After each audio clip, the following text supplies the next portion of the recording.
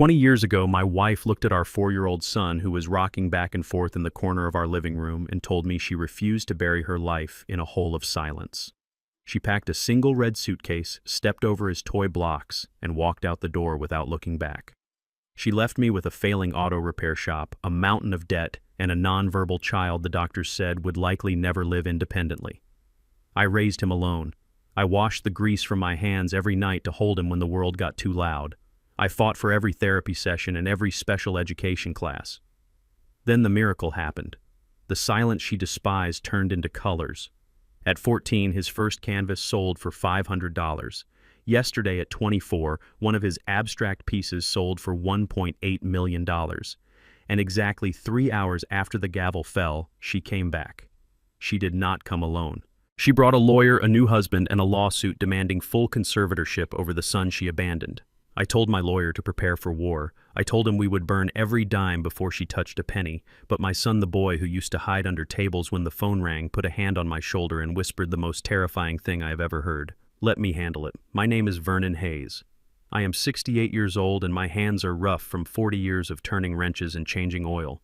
I am a simple man who learned the hard way that blood does not make a family showing up does. Before I tell you how a quiet artist destroyed a pack of wolves without raising his voice, I want to know where you are listening from. Let me know in the comments. And please hit that like button and subscribe if you have ever had to protect someone you love from a person who claimed to love them. The air in the gallery smelled like expensive perfume and cold cash. It was a scent I never got used to, even after Kendrick became the darling of the New York art scene. I stood in the back near the exit sign, tugging at the collar of a tuxedo that felt like a straitjacket. My hands, still scarred from decades of engine work, were shoved deep into my pockets. I was out of place here, surrounded by people who spent more on a handbag than I used to make in a year, but I wasn't looking at them. I was watching my son. Kendrick sat in the front row wearing his noise-canceling headphones. He was 24 now, a handsome young man with my broad shoulders and his mother's high cheekbones. He was rocking slightly, a rhythm only he could feel, his long fingers tapping a silent code against his knee. To everyone else in the room, he was the mysterious genius, the savant of color. To me, he was just Ken, the boy who only ate grilled cheese sandwiches cut into triangles and needed the tags cut off his shirts. Next to him sat Sloane, my daughter-in-law, a white girl from Connecticut with a spine made of titanium. She was whispering something to him, probably telling him how much time was left before we could leave. She was the only person besides me who knew that Kendrick didn't care about the gala. He didn't care about the fame. He just wanted to go home to his studio and paint. The auctioneer, a man with a voice like polished brass, pointed his gavel at a bidder in the balcony. Going once, at 1.7 million. My heart hammered against my ribs. I looked at Sloane. She squeezed Kendrick's hand. He didn't react. He was looking at the dust motes dancing in the spotlight beam. Going twice. The tension in the room was thick enough to choke on. This was the sale that would change everything. This was the security I had prayed for during those long nights when I was fixing radiators at 3 in the morning just to pay for Ken's speech therapy. This was his future. Sold. For $1.8 million to the gentleman on the phone. The gavel cracked against the wood. The sound echoed like a gunshot, signaling victory. The room erupted in polite, wealthy applause. Flashbulbs started popping like fireworks. Sloane jumped up and hugged Kendrick. He stiffened, but he let her do it because he trusted her. I let out a breath I felt like I had been holding since 1994. We had done it. My boy was safe. He was set for life. I started to make my way toward them, a proud grin stretching across my face. I wanted to tell him we could buy that house with the skylights he liked. I wanted to tell him he never had to worry about money again. But then the double doors at the entrance of the gallery didn't just open. They slammed against the walls. The applause died down, rippling into confused silence. Heads turned. I stopped dead in my tracks. Standing in the doorway, framed by the city lights behind her, was Delphine. She looked different than the woman who walked out on us. The cheap denim jacket was gone, replaced by a fur coat that looked like it cost more than my first house. Her hair was straightened and dyed a honey blonde. Her face was tighter, pulled back by surgery and expensive creams. But I knew those eyes. Cold, calculating, predatory. She wasn't alone. On her left was a man in a shiny shark-skin suit looking around the room with hungry eyes. That had to be Gavin, the day trader she left me for, or maybe the one after that.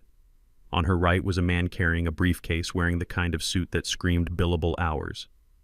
My stomach dropped. I tried to move to get between her and Kendrick, but the crowd was too thick. Delphine spotted Kendrick in the front row, her face instantly transformed. She didn't look like a woman crashing an event. She looked like a mother reuniting with a lost child in a movie. It was a performance, a sick, twisted performance. She ran. She actually ran down the center aisle, her heels clicking on the polished concrete floor. "My baby," she shrieked. Her voice was shrill, cutting through the sophisticated murmur of the gallery. "Oh God, my baby boy." "No," I shouted, shoving a waiter aside. "Don't touch him." But I was too slow, and she was too fast. Kendrick was still wearing his headphones. He didn't hear her coming. He was in his safe zone processing the lights and the patterns. He didn't see the threat until her arms were already around him. She grabbed him from behind, burying her face in his neck, sobbing loudly. For an autistic person with severe sensory processing disorder, an unexpected touch isn't just annoying. It is physical pain. It is an electric shock. It is a bomb going off in their nervous system. Kendrick didn't just flinch. He exploded. He let out a guttural scream, a sound of pure terror that shattered the atmosphere of the room. He leaped up, knocking his chair over. He flailed his arms wildly, trying to get the sensation of her off of him. His hand connected with her face, a frantic defensive slap. Delphine went down. She fell to the floor in a heap of fur and drama, holding her cheek. Kendrick backed away, hitting the wall. He slid down, curling into a ball, his hands over his ears, rocking violently. He started hitting the side of his head with his fists. Thump, thump, thump. He was trying to regulate the chaos in his brain, trying to drive out the sudden invasion of his space. "Get away from him!" I roared, finally breaking through the circle of stunned onlookers. I placed myself between my son and the woman on the floor. Sloane was already on the ground next to Kendrick. She didn't try to hold him. She knew better. She just created a barrier with her body, shielding him from the cameras, whispering a counting sequence he used to calm down. 1, 2, 4, 8, 16. Her voice was steady, a lighthouse in the storm. Delphine stayed on the floor. She looked up and I saw the flash of the cameras reflect in her eyes. She knew exactly where the lenses were. She didn't look at Kendrick, who was hyperventilating against the wall. She didn't ask if he was okay. She looked at the reporters. They kept him from me. She wailed, tears streaming down her face with impressive speed. "Look what they did to my son. They turned him into an animal. I am his mother. I am here to save him." The man in the shark-skin suit, Gavin, stepped forward, helping her up with exaggerated care. He pointed a finger at me. "You people should be ashamed," he shouted for the benefit of the room. "Keeping a mother from her disabled child. We are taking him home. Tonight." The lawyer stepped forward, holding up a manila envelope. "We have a temporary emergency custody order," he announced, his voice smooth and deadly. "Pending a competency hearing. Mrs. Delphine Hayes Miller is asserting her rights." I stood there, my fists clenched so hard my knuckles turned gray. I could hear Kendrick whimpering behind me. I could see Sloane's eyes burning with a rage that matched my own. But what I saw most clearly was Delphine's eyes. She wasn't looking at Kendrick, who was currently suffering a meltdown because of her selfishness. She wasn't looking at me, the man she betrayed. She was looking past us. She was staring directly at the easel on the stage. She was staring at the red sticker that said "Sold." She was staring at the number 1.8 million written on the display board. She didn't see a son. She saw a lottery ticket. I stepped forward, my mechanic's chest heaving, ready to tear Gavin's head off right there in front of the New York elite. I didn't care about the jail time. I didn't care about the scandal. Sloane grabbed my ankle. I looked down. She shook her head once, sharp and quick. "Not here," she mouthed.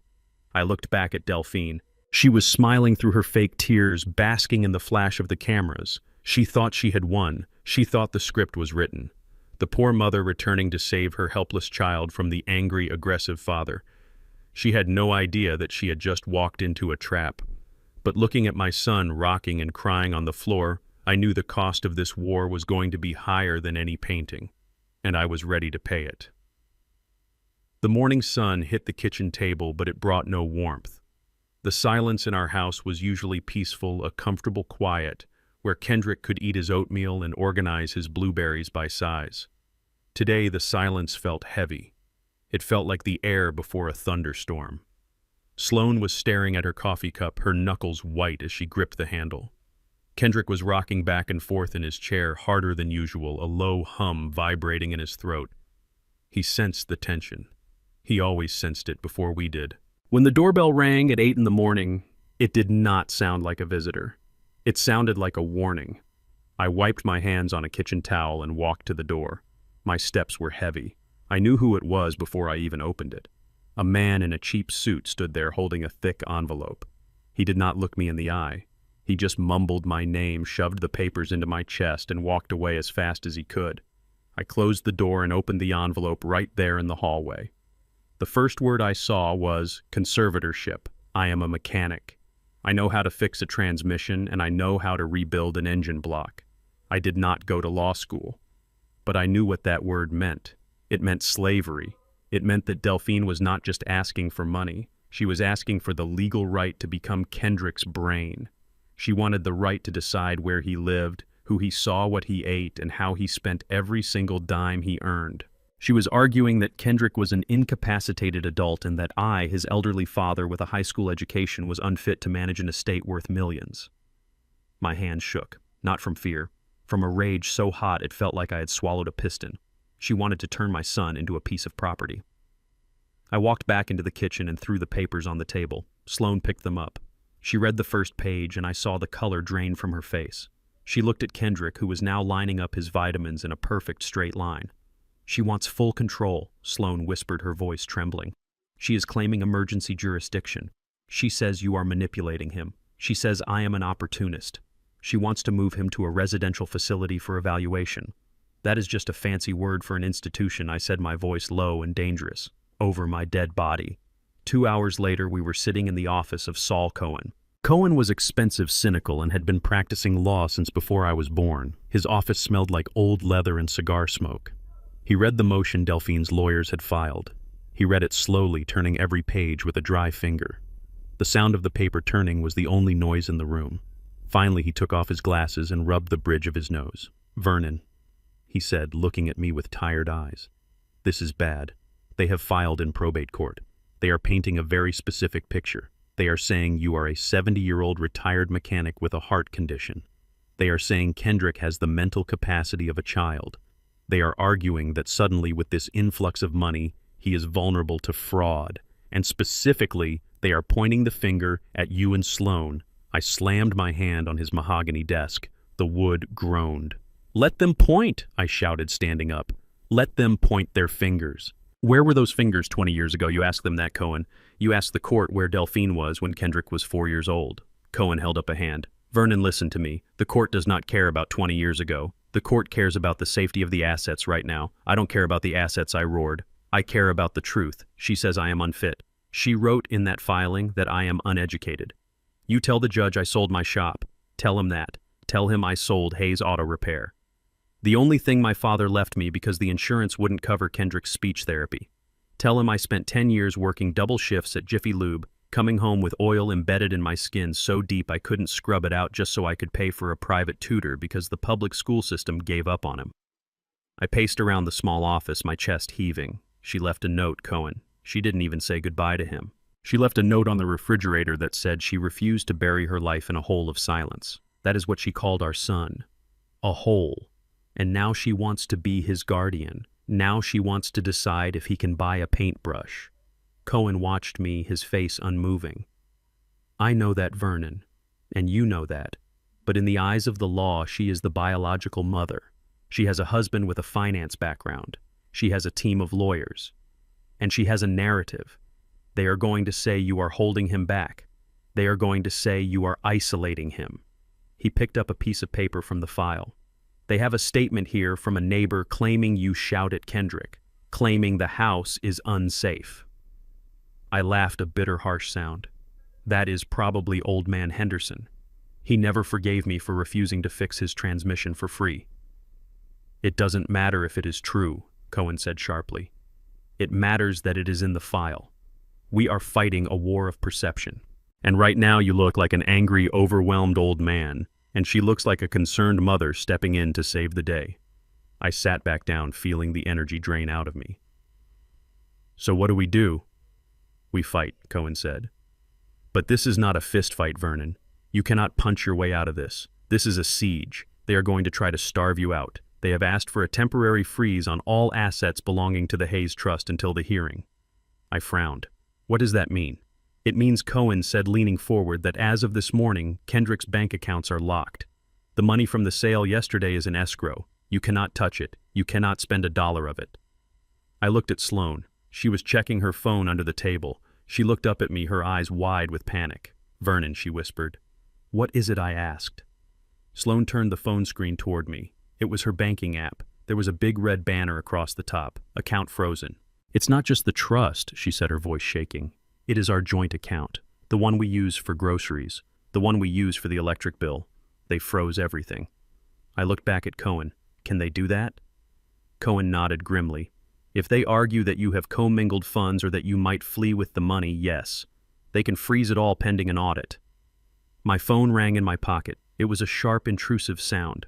I pulled it out. It was the owner of the gallery in Chelsea, the man who had shaken my hand yesterday and called me a visionary father. I answered it. "Mr. Hayes," his voice was cold, completely different from yesterday. "I am calling about the rental fee for next month's exhibition. The payment was scheduled for this morning, but the transfer was declined." I closed my eyes. "There must be a mistake," I said, trying to keep my voice steady. "There is no mistake," he said. "We received a legal notice from a firm representing Mrs. Delphine Hayes Miller. They have instructed us that any payments made to you or your daughter-in-law will be considered aiding in the embezzlement of a protected person's estate. Mr. Hayes, I run a business. I cannot get involved in a family feud.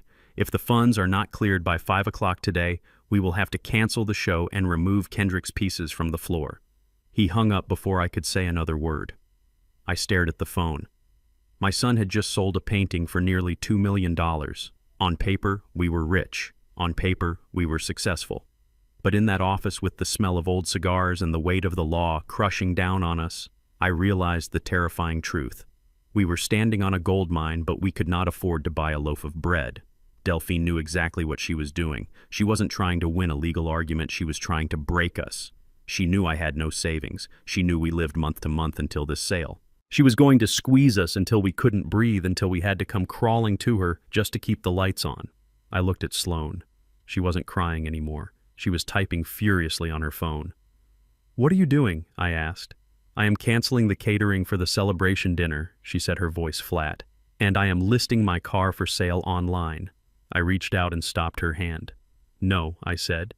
"You love that car. We need cash, Vernon," she said, looking me in the eye. "We need cash for food. We need cash for Kendrick's medication. And we need cash to pay Mr. Cohen." I looked at Cohen. He didn't say anything, but he didn't offer to work for free either.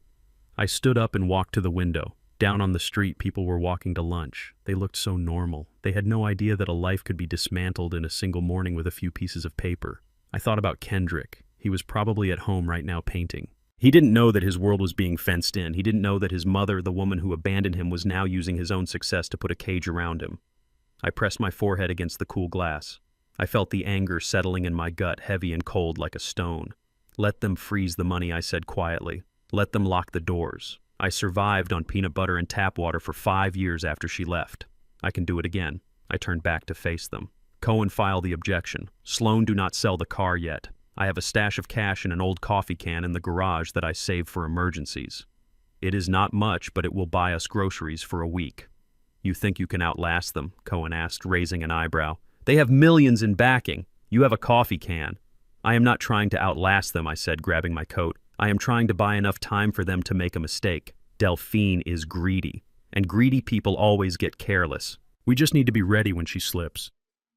I walked out of that office with my head high, but inside I was terrified. We were at war, and the enemy had just cut off our supply lines. I didn't know it then, but the financial freeze was just the opening shot. The real weapon was about to be fired, and it wasn't aimed at my bank account. It was aimed at the one thing that held our family together. It was aimed at Sloane.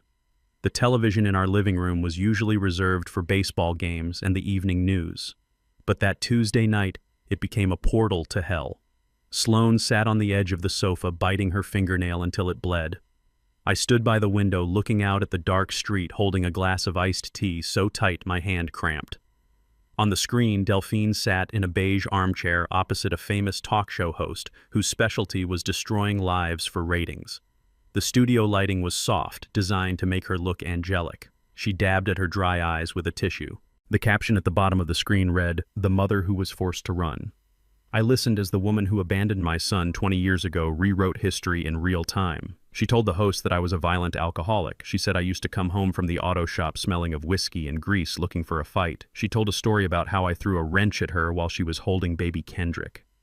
It was a lie so specific and so vile that I felt the bile rise in my throat. I have not touched a drop of liquor since 1995 precisely because I needed to be sober for Kendrick. I never raised a hand to her. I worshipped the ground she walked on right up until the day she left. But the audience did not know that. They gasped on cue. They shook their heads in disgust. The host leaned in with practiced empathy and asked why she left her son behind if I was so dangerous. Delphine looked directly into the camera. Her eyes were wet. She was giving the performance of a lifetime. "I did not leave him," she whispered, her voice trembling perfectly. "I escaped.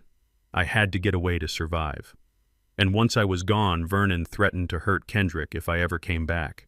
He held my son hostage. He told me he would put him in a state institution if I ever tried to contact them. So I stayed away. I stayed away to protect my boy. And now that he is an adult, I am finally strong enough to come back and save him." The audience erupted in applause. They cheered for her bravery. They cheered for the woman who left a 4-year-old child rocking in his own waist because she wanted to go party in Miami with a day trader. I looked down at the glass in my hand. Without thinking, I squeezed. The thick glass shattered. Shards sliced into my palm. I did not feel the pain. I only felt the warm trickle of blood mixing with the cold tea dripping onto the carpet. Sloane jumped up and ran to the kitchen to get a towel. I just stared at the screen. She had turned me into a monster. In 20 minutes, she had erased 20 years of sacrifice.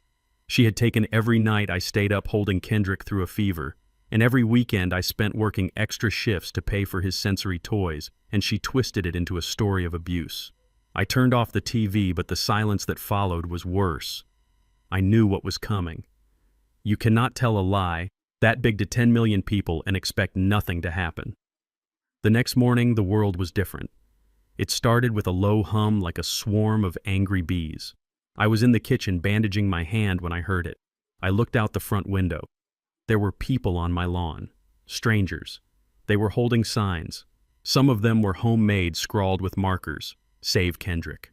Arrest the abuser. Free the artist."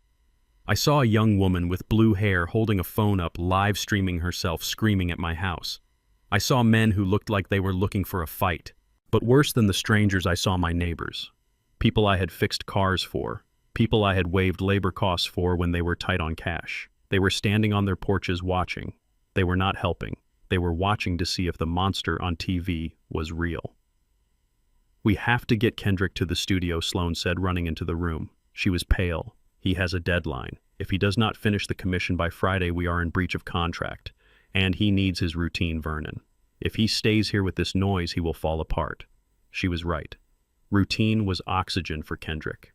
We grabbed his noise-canceling headphones and his weighted blanket. We moved quickly like soldiers in a war zone. I opened the front door, and the wall of sound hit us instantly. "Coward," the crowd screamed. I put my arm around Kendrick, keeping his head down. Sloane walked on his other side, shielding him with her body. We moved toward the old sedan parked in the driveway. It was only 20 feet, but it felt like miles. Something wet and heavy hit my shoulder. I looked down. It was a raw egg sliding down my jacket, leaving a trail of yellow slime. Then another one hit the car. Then a balloon filled with red paint exploded against the front door of the house, looking like a blood splatter. "Murderer," someone shouted. Kendrick stopped moving. He froze right there in the middle of the driveway. I felt his body stiffen under my arm. To him, this was not just noise. It was a physical assault. The shouting, the impacts, the smell of the eggs, the visual chaos of the signs, it was all too much. His brain was processing everything at once, and it was overloading. "Ken, move," I pleaded, trying to guide him. "Son, please get in the car." But he could not hear me. He started to hum a high-pitched keening sound that tore at my heart. He covered his ears with his hands, pressing so hard his knuckles turned white. Sloane opened the back door of the car.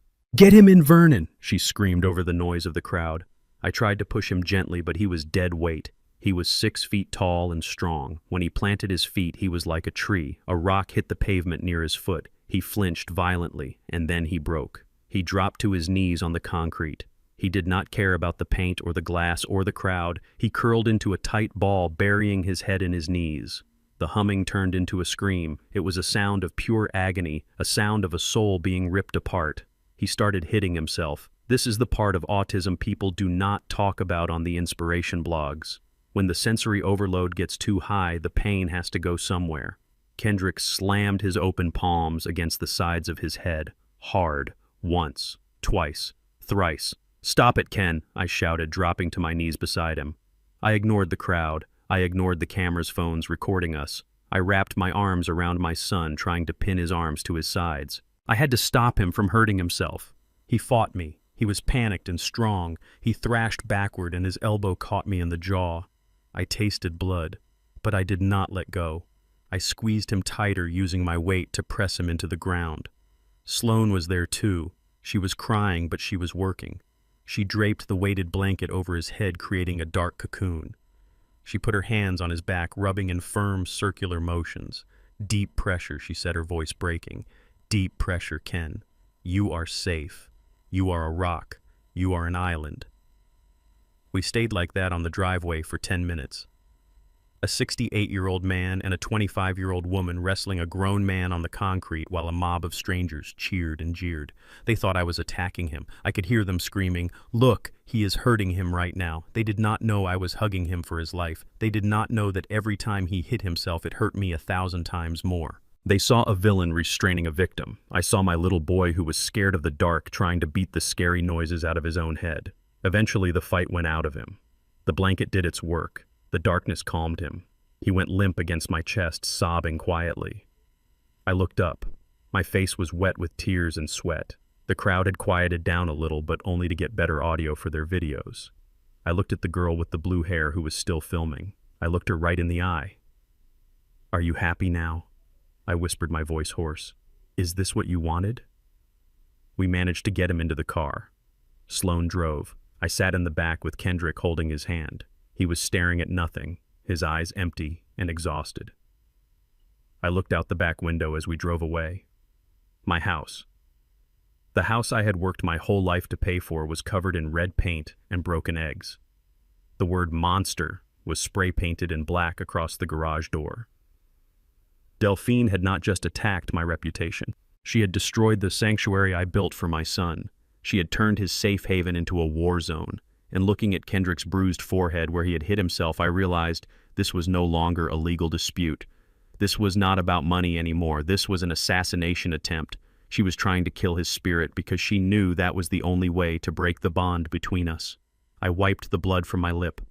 I looked at Sloane's eyes in the rearview mirror. They were hard like flint. "Call Cohen," I said quietly. "Tell him to stop playing defense. Tell him I want to attack." "Vernon, we have no money," Sloane said. "I do not care," I said. "We are going to find a way. Delphine wants a villain, fine. I will be the villain. But she is going to learn that you do not corner a mechanic who has nothing left to lose." I touched the bandage on my hand where the glass had cut me. The pain was sharp and real. It was the only thing keeping me focused. We were going to hit back. And we were going to hit back hard. The only weapon left in my arsenal was the truth. And the truth lived in a crumbling brick house on East 42nd Street. I drove my old sedan through the neighborhood where Kendrick grew up. It was a place where the streetlights flickered and the potholes swallowed tires, but it was the only place where people knew the real story. I was looking for Arthur Henderson. He was 80 years old now. He was the man who lived next door to us for 15 years. He was there the day Delphine walked out. He saw her drag that red suitcase down the driveway while Kendrick screamed in the window.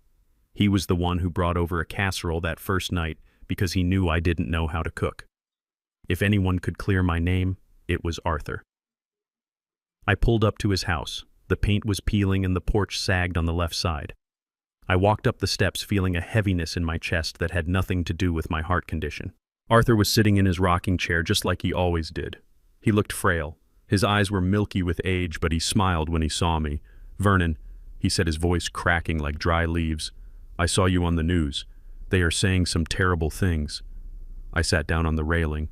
"It is all lies, Arthur," I said. "You were there. You know what happened. You know she left us." He nodded slowly. I remember that boy crying. I remember you working 2 jobs. You were a good father, Vernon. You were the best father that boy could have asked for." I felt a lump in my throat. I needed to hear that more than I realized. "I need your help, Arthur," I said.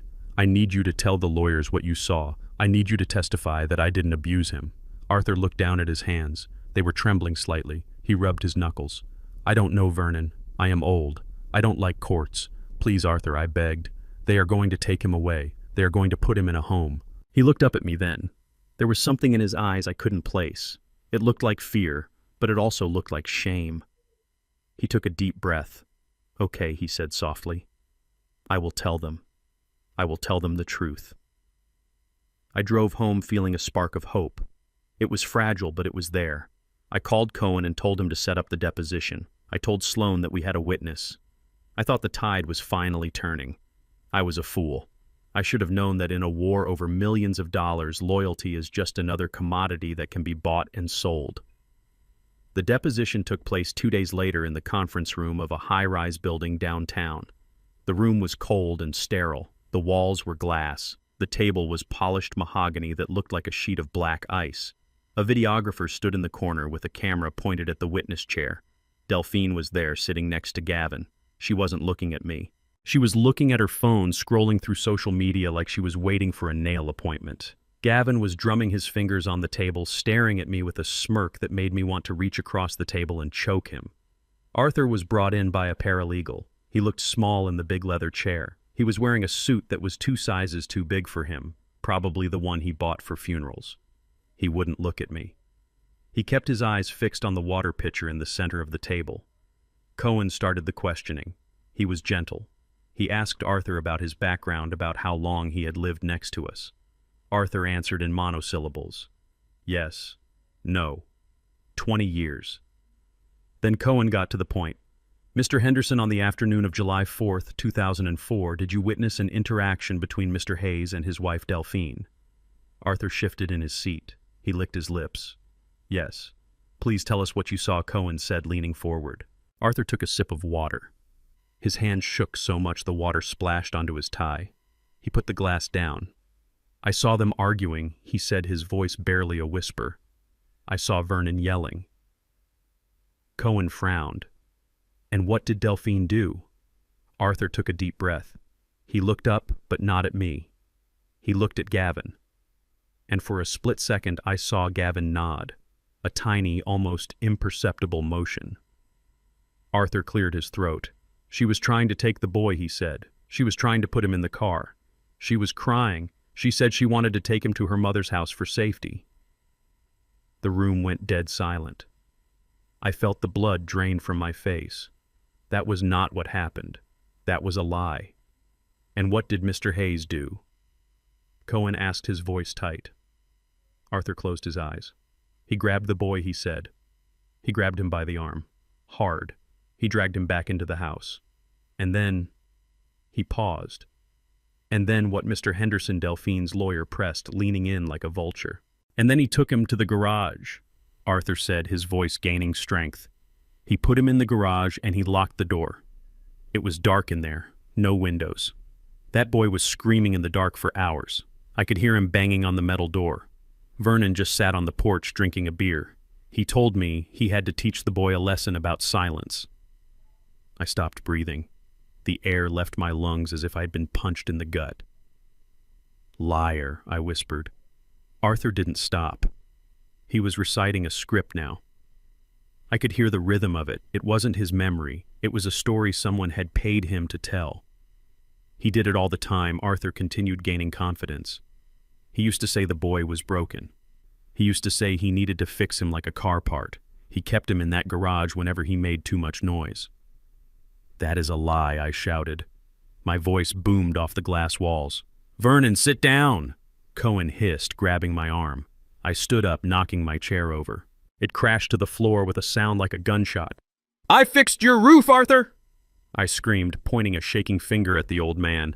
I shoveled your snow for 15 years. I brought you soup when your wife died. How could you? How much did they pay you? Arthur flinched, shrinking back into his chair. He looked terrified now, but not of the lie. He was terrified of me. Delphine's lawyer stood up, holding his hands out in a mock defensive posture. Let the record show that Mr. Hayes is becoming aggressive and threatening the witness. You bought him, I roared, turning to Gavin. I know you did. You found a desperate old man and you bought his soul. Gavin didn't flinch. He just smiled. A cold, dead smile. And then he did the one thing he knew would break me. He laughed. It was a soft chuckle, but in that silent room it sounded like a bomb. I lost it. The rage that had been building for 20 years, the anger at the abandonment, the frustration of the last week, the fear of losing Kendrick, it all exploded. I didn't think. I just moved. I lunged across the mahogany table. I wasn't trying to hurt Arthur. I wanted to get to Gavin. I wanted to wipe that smile off his face. I wanted to make him feel the pain he was inflicting on my son. Vernon No Cohen shouted. My chest hit the table, sliding on the polished surface. The water pitcher went flying, shattering against the wall. Papers scattered everywhere like confetti. Gavin jumped back, knocking his chair into the wall. He looked scared for a second, and then he looked delighted. He pulled out his phone. Security Delphine screamed, her voice shrill and theatrical. Help, he is attacking us. 2 security guards burst into the room. They were big men.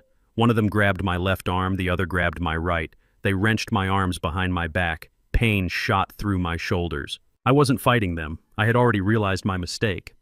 As soon as my feet left the floor, I knew I had walked right into their trap. I stopped struggling. I hung there between the 2 guards, panting, my heart hammering against my ribs like a trapped bird. Get a picture, Gavin shouted. Get a picture of this. I looked up. Gavin was holding his phone up. The flash went off. Once. Twice. I saw myself through his lens. I saw what the judge would see. I saw what the world would see. A large, angry black man, restrained by security in a room full of suits. A violent man. An unstable man. A man who looked exactly like the monster Delphine had described on television. Arthur was crying now. Real tears this time. He was shaking, staring at me with horror. I am sorry, Vernon, he whispered, but nobody heard him except me. I looked at Delphine. She wasn't screaming anymore. She was adjusting her blouse. She looked at me with cold satisfaction. Thank you, Vernon, she said softly. You just signed the custody papers for me. The guards dragged me out of the room. I didn't look back. I didn't struggle. I felt cold. Colder than I had ever felt in my life. I had gone there to save my son, and instead, I had just handed him over. I had let my anger be their weapon. As they pushed me into the elevator, I realized something terrifying. The law doesn't care about truth. The law cares about evidence. And I had just given them the perfect evidence that I was dangerous. I closed my eyes, and in the darkness, I could see Kendrick. I could see him rocking in the corner, waiting for me to come home. And for the first time in 20 years, I wasn't sure if I ever would. I had not just lost a witness. I had lost the high ground. And in a war like this, the low ground is where they bury you. The legal team that Delphine hired did not just know the law, they knew how to tell a story that America wanted to hear. After they failed to provoke me into another violent outburst, they changed their target. They stopped aiming at the angry black father and turned their sights on the white wife. They knew that in the court of public opinion, the marriage between a beautiful 25-year-old art gallery director and a nonverbal autistic man looked suspicious. They did not need to prove Sloan was a predator, they just needed to make people ask the question, why is she with him? It started with a blind item in a popular gossip column. Then it became a featured segment on a morning news show. The headline was brutal in its simplicity. Is it love or is it the money? They showed pictures of Sloan wearing designer clothes standing next to Kendrick, who was wearing his noise-canceling headphones and looking away from the camera. They analyzed her body language. They brought in experts who claimed that women often target vulnerable, disabled men to gain control of their finances. They painted my daughter-in-law not as the woman who learned sign language to communicate with her husband, but as a gold digger who found the easiest mark in New York City. I watched Sloan read the comments on social media. Her hands were shaking. People she had never met were calling her a groomer. They were calling her a leech. They said she was taking advantage of a man who could not consent. That was the one that hurt her the most. The idea that Kendrick was a child she was manipulating. They stripped Kendrick of his manhood and they stripped Sloan of her dignity. I sat at the kitchen table watching her scroll through the hate. She was crying silently, tears dripping onto her phone screen. They do not know us, Vernon, she whispered. They do not know that he is the one who saved me. They do not know that his honesty is the only thing that makes sense in my life. I took the phone from her hand and turned it off. They do not want to know Sloan, I said. Delphine is feeding them a narrative. She is using race and disability to create a scandal because a scandal creates doubt. And if the judge doubts your intentions, he will give the guardianship to the mother. But the attacks on Sloan were just the softening up bombardment. The real missile was launched 2 days later, and it was a precision strike aimed directly at the heart of my son's universe. Kendrick lives by a strict set of rules. For an autistic mind, rules are safety. Rules are the walls that keep the chaos out. And the most important rule in Kendrick's life is loyalty. To him, a promise is a physical bond. A lie is a physical injury. Delphine knew this. She knew that if she could prove Sloan broke the rules, Kendrick's entire world would collapse. It was a Tuesday afternoon. We were trying to maintain a normal routine. Kendrick was in the living room working on a sketch. His iPad was propped up next to him, playing his favorite ambient music. Suddenly, a message popped up. It was an anonymous number. Usually we screen his messages, but this one came through as a priority alert. Kendrick looked at the screen. I saw his body go rigid. It was not a gradual tension, it was instant. He stopped breathing. The pencil in his hand snapped in half with a sharp crack. I looked up from my newspaper. "Ken, what is it?" He did not answer. He just stared at the screen, his eyes wide with a terror I had not seen since he was a child. I got up and walked over to him. I looked at the iPad. My blood ran cold. It was a photograph, a high-resolution image of Sloan walking out of a hotel room. She was wearing a red dress, and she was kissing a man. The man was tall, handsome, and holding her waist. The timestamp on the photo was from yesterday afternoon. I knew immediately it was fake. I knew Sloan was with me at the lawyer's office yesterday afternoon. I knew she did not own a red dress. I knew that the lighting in the photo was too perfect, too staged. It was a deep fake, a Photoshop job created by someone who knew exactly how to manipulate an image. But Kendrick did not know about deep fakes. Kendrick did not understand that eyes can be lied to. In his binary world, if there is a picture, it is real. If it is real, then Sloan is a liar. If Sloan is a liar, then the foundation of his life is gone. "No, Ken," I said, reaching for the iPad. "That is not real. That is a trick." He snatched the device away from me. He stared at it, analyzing every pixel. To him, the data was conclusive. His wife was with another man. The rule was broken. The safety was gone. Sloan walked into the room carrying a tray of tea. "Hey guys, I made some chamomile," she said with a forced smile. Kendrick made a sound I will never forget. It was a low growl like a wounded animal. He stood up and threw the iPad across the room. It smashed against the wall, shattering the screen. Ken Sloan gasped, dropping the tray. The ceramic mugs broke, splashing hot tea everywhere. Kendrick turned to look at her. His face was twisted in agony. He did not see his wife. He saw a traitor. He pointed a shaking finger at the door. "Go!" he screamed. It was a guttural, raw sound. "Go! Unsafe! You are unsafe!" Sloan took a step forward, her hands reaching out. "Ken, what is wrong? What happened? Do not touch me!" he roared, backing away until his back hit the bookshelf. "Liar. You are a liar. The picture says you are a liar." I stepped in between them. "Sloan, he saw a picture," I said, talking fast. "Someone sent him a fake picture of you with another man. He thinks you cheated." Sloan's face went white. She looked at Kendrick, tears welling up in her eyes again. "Ken, no. You know me. Look at me. I am your Sloan. I would never hurt you." But it was too late. The logic loop in his brain had already closed. Sloan equals liar. Liar equals danger. Danger must be removed. Kendrick grabbed a heavy glass vase from the shelf. He held it up like a weapon. His hand was trembling violently. "Get out," he sobbed. "Get out, or I will make the noise stop." I knew what that meant. He was threatening to hurt us or himself to stop the emotional noise in his head. Sloan looked at me. She saw the fear in my eyes. She knew she had lost him. "I will go," she whispered. Her voice broke. "I will go, Ken. Just put the vase down." She turned and ran out of the room. I heard the front door slam. Kendrick dropped the vase. It did not break on the carpet, but it rolled away with a hollow sound. He slid down the wall, pulling his knees to his chest. He started rocking, back and forth, back and forth. He began reciting the Fibonacci sequence numbers tumbling out of his mouth as he tried to rebuild the order that had just been destroyed. I stood there in the middle of the wreckage, the broken iPad, the spilled tea, the shattered trust. I realized then that we were fighting a different kind of enemy. Delphine did not just want the money. She was willing to lobotomize her own son to get it. She knew exactly which wires to cut in his brain. She knew that by taking away Sloan, she was taking away his translator, his anchor, his bridge to the world. She had isolated him. First, she destroyed my reputation, so I could not protect him legally. Now she had destroyed his marriage, so Sloan could not protect him emotionally. He was alone, just like he was when he was 4 years old. I knelt down next to him, but I did not touch him. I knew I could not fix this with a wrench. I watched my son counting numbers in the dark, and I felt a cold resolve settle over me. Delphine thought she had won. She thought that by breaking him, she made him easy to control. But she forgot one thing. She forgot that when you strip everything away from a man, when you take his safety, his love and his peace, you do not leave him empty. You leave him with nothing but rage.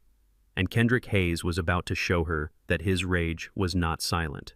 The neon sign outside the bar buzzed with the sound of a dying insect. It was a dive bar on the edge of the industrial district, the kind of place where men went to drink away their paychecks and forget their names. The floor was sticky with spilled beer, and the air smelled of stale smoke and regret. I sat in the darkest booth in the back, my hands wrapped around a glass of water I had no intention of drinking. On the seat next to me was a thick brown envelope. Inside was $50,000 in cash. It was my life savings. It was every dollar I had squirreled away in the coffee can in the garage, every extra shift I had worked at the lube shop, every penny I had scraped together for an emergency. I looked at my hands. The grease was permanently etched into the lines of my palms.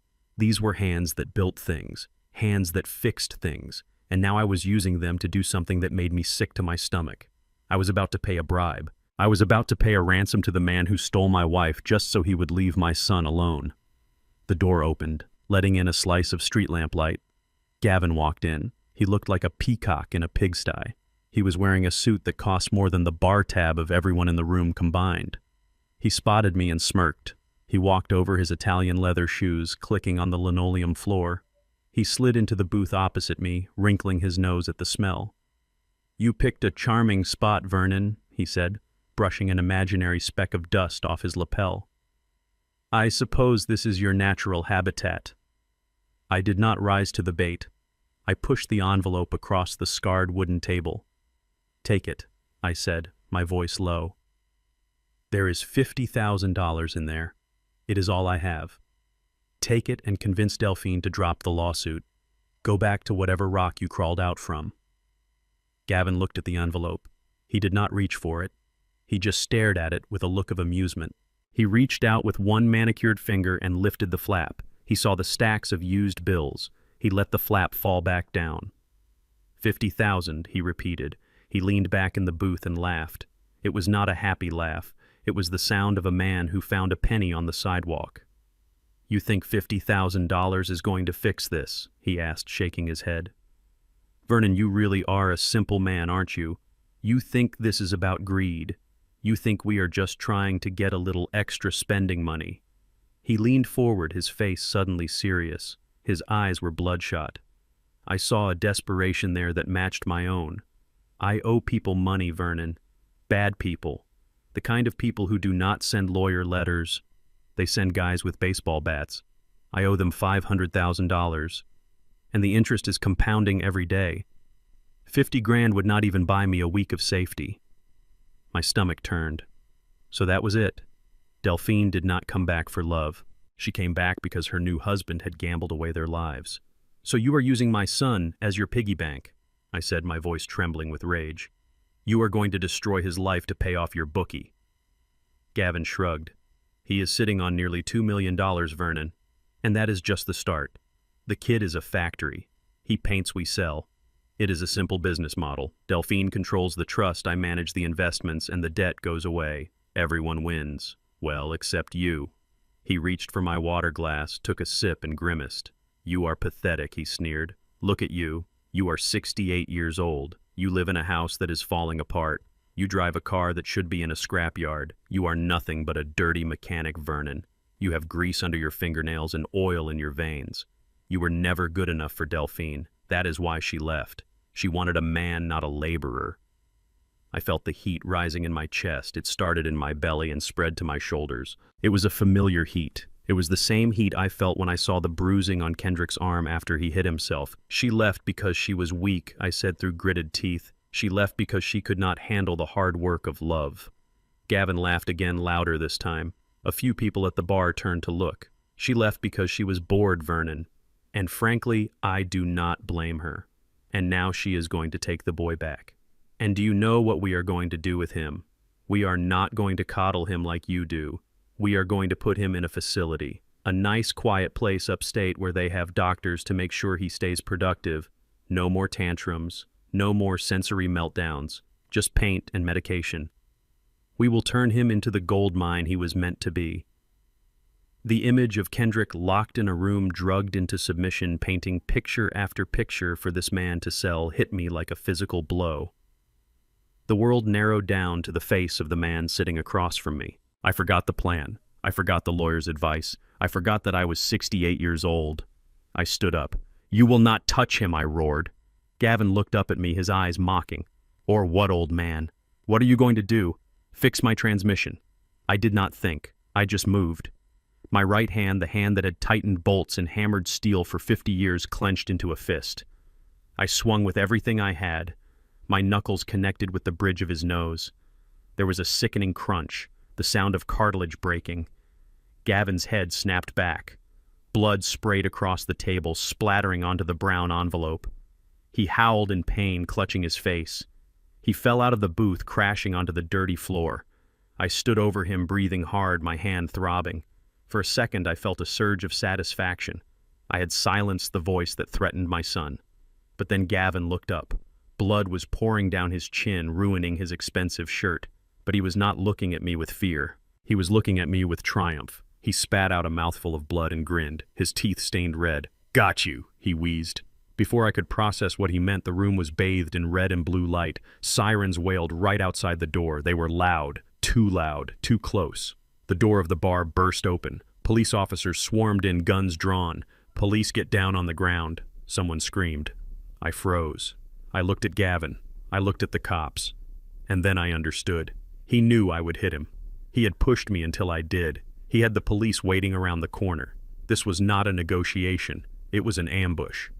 "Get down on the ground now," the officer yelled again, pointing a taser at my chest. Slowly, painfully, I dropped to my knees on the sticky floor. I put my hands behind my head. The officer rushed forward, kicking my legs apart and slamming my face into the floor. I tasted dust and beer.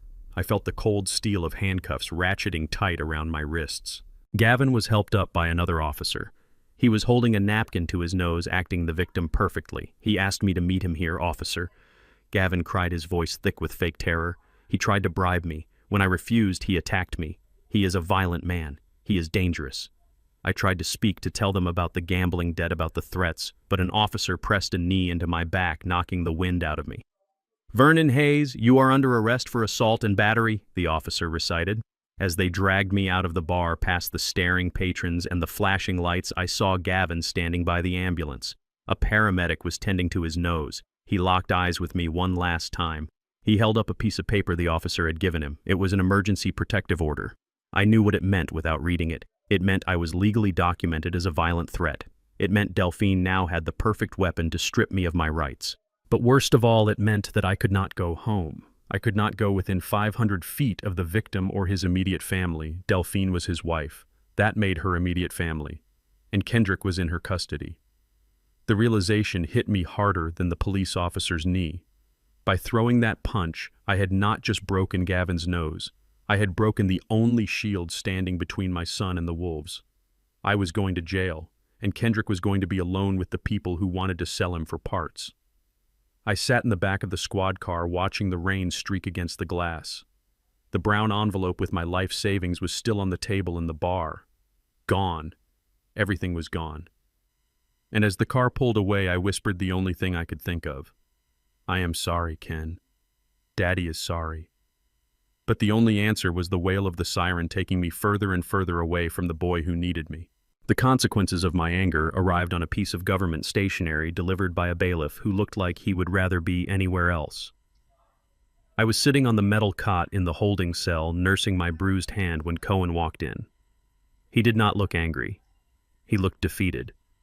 He sat down on the bench across from me and placed the document between us. It was a temporary emergency order. The judge had looked at the photos of Gavin's broken nose. He had looked at the police report describing me as belligerent, and he had made the only decision the law allows in a situation that looks like domestic violence. He granted Delphine temporary custody of Kendrick pending a full psychiatric evaluation of the family dynamic. "You played right into their hands," Vernon Cohen said, his voice tired. "You gave them exactly what they needed. They painted you as a violent, unstable old man who cannot control his temper. And now the court agrees. They are moving Kendrick today." I felt the blood drain from my face. Today.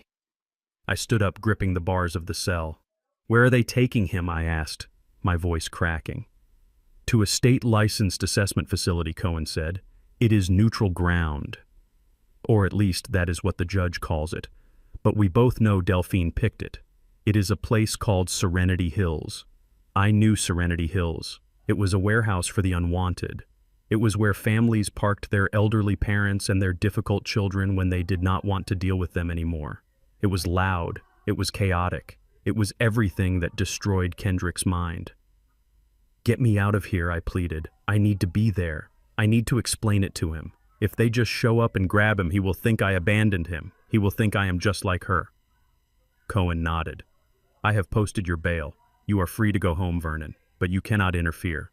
The police will be there to enforce the transfer. If you touch anyone, if you so much as raise your voice, they will arrest you for violating the protective order and you will lose him forever. Do you understand me?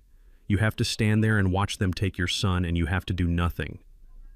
I drove home breaking every speed limit in the city. My heart was hammering against my ribs like a trapped bird. I prayed that I would get there before them. I prayed that I would have 5 minutes, just 5 minutes to hold my boy and tell him that this was part of a plan, even though I had no plan. I turned onto my street and my heart stopped. The lights were already flashing. 2 police cruisers were parked in my driveway. A white van with the Serenity Hills logo was blocking the garage. I slammed on the brakes and jumped out of the car before it even stopped rolling. I ran toward the house. The front door was open. I heard the screaming before I saw anything. It was not a normal scream. It was the sound of an animal caught in a trap. It was a high-pitched, continuous wail that shredded the air. "Kendrick." I sprinted up the walkway. A police officer stepped in front of me, his hand on his holster. "Mr. Hayes, step back," he ordered. "We are executing a court order." I ignored him. I looked past his shoulder into the living room. 2 large orderlies dressed in white scrubs were trying to pull Kendrick off the floor. Kendrick was clinging to the leg of the heavy oak coffee table. His fingers were white. His face was buried in the carpet. He was screaming into the wool, screaming my name over and over again. "Daddy, Daddy, Daddy." Delphine was standing by the fireplace. She was wearing sunglasses inside the house. She was not helping. She was holding a handkerchief to her nose, looking disgusted by the scene. "Get him up," she snapped at the orderlies. "He is just being dramatic. Drag him if you have to." One of the orderlies, a man with thick arms, grabbed Kendrick by the waist and yanked him backward. Kendrick's fingernails dug into the wood of the table. I heard the sound of them tearing. I saw blood smear on the oak. "Stop it!" I roared, trying to push past the cop. "You are hurting him. He is autistic. He does not understand." The cop shoved me back hard. I stumbled, but I kept my eyes on my son. Kendrick looked up. He saw me. His eyes were wide, filled with a terror that I will see in my nightmares until the day I die.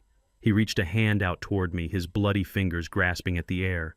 "Daddy, help! Unsafe! Unsafe!" I lunged forward again. I could not help it. My brain knew the legal consequences, but my heart only knew that my child was calling for me. The officer grabbed my arm and twisted it behind my back. He slammed me against the door frame. I felt the cold metal of handcuffs snapping onto my wrists for the second time in 24 hours. "You were warned, Mr. Hayes," the officer said into my ear. I struggled against the cuffs, tears streaming down my face. "I am not hurting anyone," I sobbed. "Just let me talk to him, please, just let me calm him down." But they did not listen. The orderlies lifted Kendrick off the ground. He kicked and thrashed, knocking over a lamp. He was a big man, strong from years of lifting canvases, but against 2 trained professionals, he had no chance. They dragged him toward the door. His feet dragged on the carpet, leaving a trail of scuff marks. He looked at me one last time as they hauled him past the porch. He stopped screaming. He just looked at me. And in that silence, I saw something break inside him. He stopped fighting. His body went limp. He looked at me with a profound betrayal. He thought I was letting them do this. He thought I was standing there and watching him be taken away because I wanted him to go. "I am sorry, Ken," I screamed, my voice breaking. "I love you. I am coming for you. Daddy is coming." They shoved him into the back of the white van. I heard the lock click shut. It sounded like a gunshot. Delphine walked out of the house. She stepped over my foot as I knelt on the porch, restrained by the officer. She stopped and lowered her sunglasses. She looked at my handcuffs and then at the van. "You should have taken the 50,000, Vernon," she said coldly. "Now you have nothing." She got into her car and drove away, following the van. The officer pulled me up. Now that the van was gone, the tension in his grip loosened. He looked at me with something resembling pity. "I am going to release you, Mr. Hayes," he said, unlocking the cuffs. "But if you follow that van, I will have to arrest you. Stay here." He walked away, leaving me standing alone on the porch. My wrists were bruised. My heart was shattered. The house was silent again, but it was a dead silence.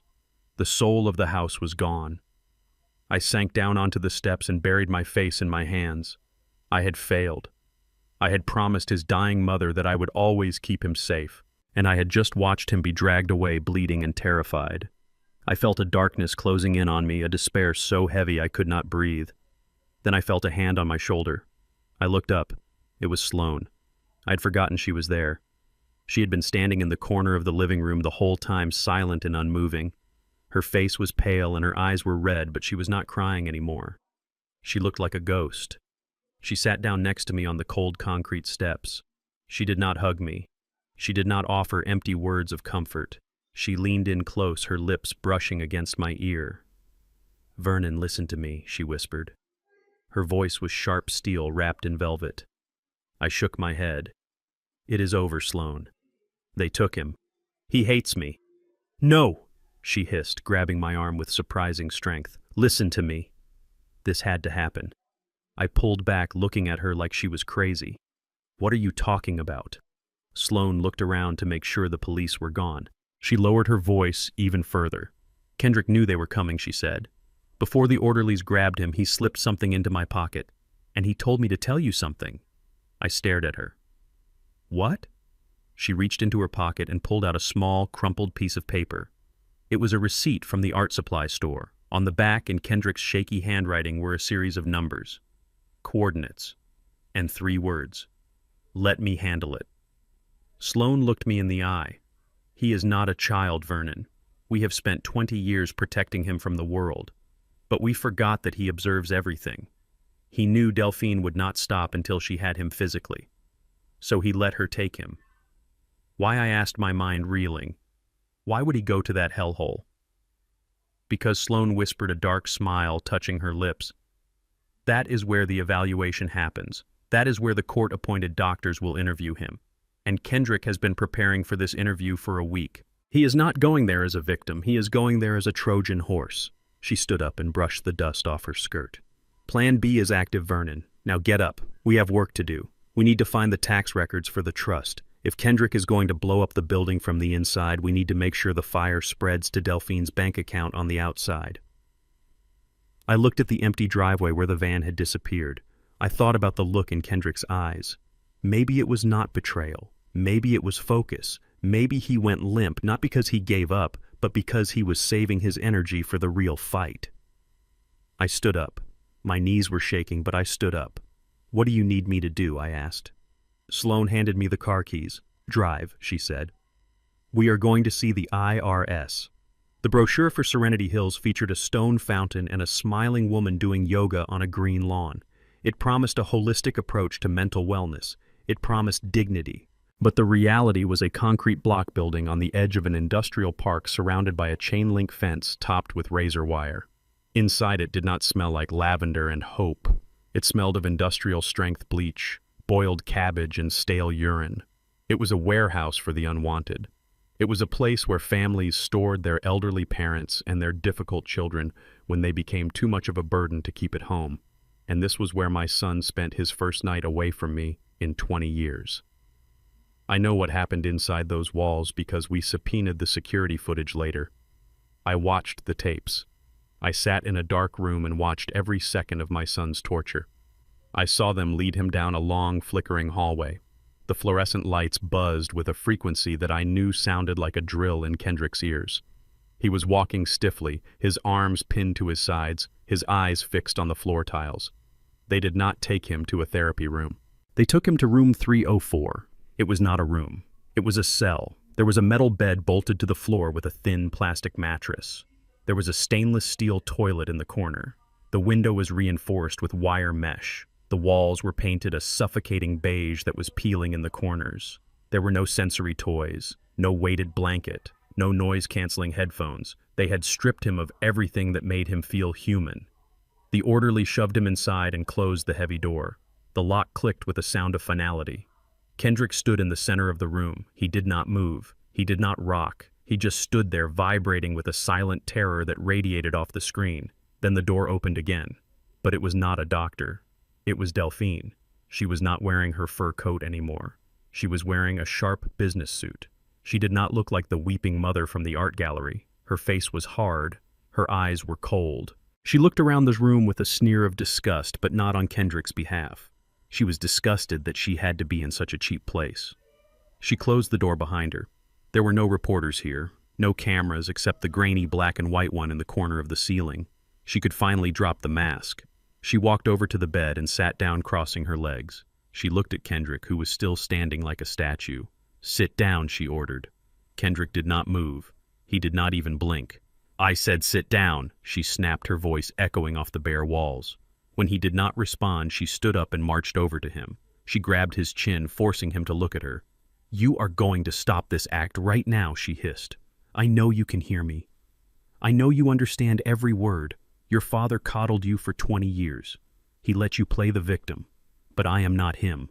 I am not going to wipe your nose and tell you it is okay. We have a business to run." She let go of his face. She reached into a large tote bag she had brought with her. She pulled out a handful of cheap brushes and a set of student-grade acrylic paints, the kind you buy at a dollar store. She threw them onto the metal bed. They clattered loudly. "I brought you supplies," she said. "You have a commission due on Friday. The gallery called me. They said the client is waiting." Kendrick looked at the cheap tubes of paint. To an artist who works with pigments imported from Italy, seeing those synthetic colors was an insult. To an autistic man who needed specific textures to function, it was a mockery. She pulled out a canvas board and propped it up against the wall. "Paint," she commanded, pointing at the blank white square. "Paint something colorful, something happy. The market likes happy." Kendrick did not move. He stared at the wall just above her left shoulder. He was doing what he always did when the world became too hostile. He was retreating inward. He was shutting down the inputs. Delphine waited for a minute. Then two. The silence stretched tight like a rubber band. "Pick up the brush," she screamed, suddenly kicking the bed frame. Kendrick flinched. A tiny movement, but he did not reach for the brush. "You think you are special?" she yelled, pacing around the small room. "You think because you sold one painting you are a genius. You are nothing without me. You are a broken machine, and I am the only one who knows how to fix you. Your father is gone, Kendrick. He is in jail. He abandoned you just like I knew he would. You belong to me now." She got right in his face again. "We have a debt to pay. Do you understand? Gavin owes people money. A lot of money. And you are going to pay it. You are going to paint until your fingers bleed if you have to. I do not care if you sleep. I do not care if you eat. You are going to produce inventory." She grabbed his hand and tried to force the paintbrush into his fingers. Kendrick's hand went limp. The brush fell to the floor. Delphine slapped him. It was not a hard slap, but it was sharp. On the security tape, I saw Kendrick's head snap to the side. I saw him touch his cheek. "Fine," she spat. "Be stubborn. You will get hungry eventually. And when you do, you will paint." She turned and walked out, slamming the door behind her. Kendrick stood alone in the silence. He looked at the cheap paints on the bed. He looked at the brush on the floor. He did not pick them up. He walked over to the corner of the room and sat down on the cold linoleum. He pulled his knees to his chest, but he did not cry. He just stared at the wall with a frightening intensity. Night came. The lights in the facility dimmed, but they never went out completely. The hallway light cast long prison bar shadows across the floor of room 304. On the screen, I saw Kendrick move. It was 3 in the morning. He stood up slowly. He walked over to the pile of art supplies Delphine had left. He ignored the paints. He ignored the brushes. He reached for a small stick of charcoal that had fallen out of the box. He walked to the wall opposite the bed, the wall that was visible to the security camera. He started to write. He did not draw a landscape. He did not draw a face. He drew lines, straight vertical lines, then horizontal lines. He was building a grid. Delphine must have been watching from the monitor in the nurse's station, or maybe she came back to check on her prisoner. The door opened again. She stood there in the doorway, looking tired and angry. "What are you doing?" she asked, stepping into the room. Kendrick did not stop. The charcoal scratched against the plaster. Scratch, scratch, scratch. Delphine walked closer, squinting at the wall. "I told you to paint a picture," she said. "What is this garbage? You are ruining the wall. They are going to charge me for that." She grabbed his shoulder and spun him around. "Look at me," she demanded. "Stop playing with the wall and make me something I can sell." Kendrick looked at her, and for the first time since she arrived, he smiled. It was not a happy smile. It was a cold, mechanical smile. It was the smile of a chess player who sees mate in 3 moves. He stepped aside, revealing what he had written. Delphine looked at it. To her, it looked like the scribbles of a madman. Columns of numbers, strange symbols, brackets and percentages. It covered 4 feet of the wall. "You are insane," she whispered, stepping back. "You are actually insane. My son is a retard who writes gibberish on the walls." She laughed, a harsh, cruel sound. "Go ahead," she said, waving her hand at the wall. "Write your nonsense. Tomorrow the doctors will see this and they will lock you up forever. And then I will have power of attorney for life. You are digging your own grave, idiot." She left him there alone with his wall of numbers. But I sat in that viewing room watching the tape, and I felt a chill run down my spine. I paused the video. I zoomed in on the wall. I am uneducated. I am a mechanic. But I managed the books for my auto shop for 30 years, and Sloan ran a gallery. We knew numbers. Those were not scribbles. Kendrick had drawn a perfect replica of a ledger. On the left column, he had written dates, July 2004 to July 2024. In the middle column, he had written hours, 24 hours a day, 365 days a year. In the right column, he had written a rate, $45 per hour, and at the bottom, underlined 3 times with the charcoal stick, was a total. It was a bill. Delphine thought he was losing his mind. She thought the pressure had broken his brain. She did not realize that while she was screaming about art, Kendrick was doing math. He was calculating the cost of abandonment. He was calculating the retroactive salary of a specialized caregiver. He was building the trap. And as I watched him on the screen standing in the dark next to his calculations, I realized Sloan was right. He was not a victim in a cell. He was an architect in his office. And he was designing the blueprint for his mother's destruction. He put the charcoal down. He lay down on the thin mattress and closed his eyes. He went to sleep instantly. It was the sleep of a man who had finished his work for the day. Outside the facility, I was sitting in my car with Sloan going over tax codes. Inside, Kendrick was writing the invoice. The pincer movement had begun, and Delphine, blinded by her greed, did not see the jaws closing around her. The courtroom smelled of lemon polish and old lies. It was a smell I had grown to hate over the last 3 weeks, but today the scent was suffocating. I sat at the defendant's table, my hands folded on top of the scarred wood. My knuckles were still swollen from punching Gavin, but I kept them hidden. I did not want the judge to see the violence in my hands. I wanted him to see what I was about to show him. A broken old man, a defeated father, a relic who had run out of gas. Opposite me, Delphine and Gavin looked like royalty. Delphine was wearing a cream-colored suit that probably cost more than my car. Her hair was pulled back in a severe bun that showed off her diamond earrings. She sat with her back straight, radiating the confidence of a woman who has already counted the money before the check has cleared. Gavin sat next to her, nursing his broken nose, which was covered by a small, discreet bandage. He looked at me with a smirk that was sharp enough to cut glass. He tapped his fingers on his leather briefcase, a rhythmic sound that echoed the ticking of the clock on the wall. They thought this was a coronation. They thought I was here to beg. Judge Harrison entered the room in a swirl of black robes. He was a stern man with a face carved from granite. He did not look at me. He looked at the file in front of him. the file that contained the psychiatric evaluation from Serenity Hills. "We are here to make a final ruling on the matter of the Hayes conservatorship," Judge Harrison said, his voice booming without a microphone. "I have reviewed the emergency report submitted by Dr. Aris from the evaluation facility. It is concerning." Dr. Aris was called to the stand. He was a small man with shifting eyes and a sweat stain on his collar. Delphine had chosen him well. He was the kind of doctor who saw patients as billable hours, not human beings. "Dr. Aris, please summarize your findings for the court," Delphine's lawyer said, standing up and buttoning his jacket. Dr. Aris cleared his throat. He did not look at Kendrick, who was sitting next to me staring at the table. "The subject, Kendrick Hayes, displays severe cognitive regression," Dr. Aris read from his notes. "During his stay at Serenity Hills, he was non-verbal for 90% of the time.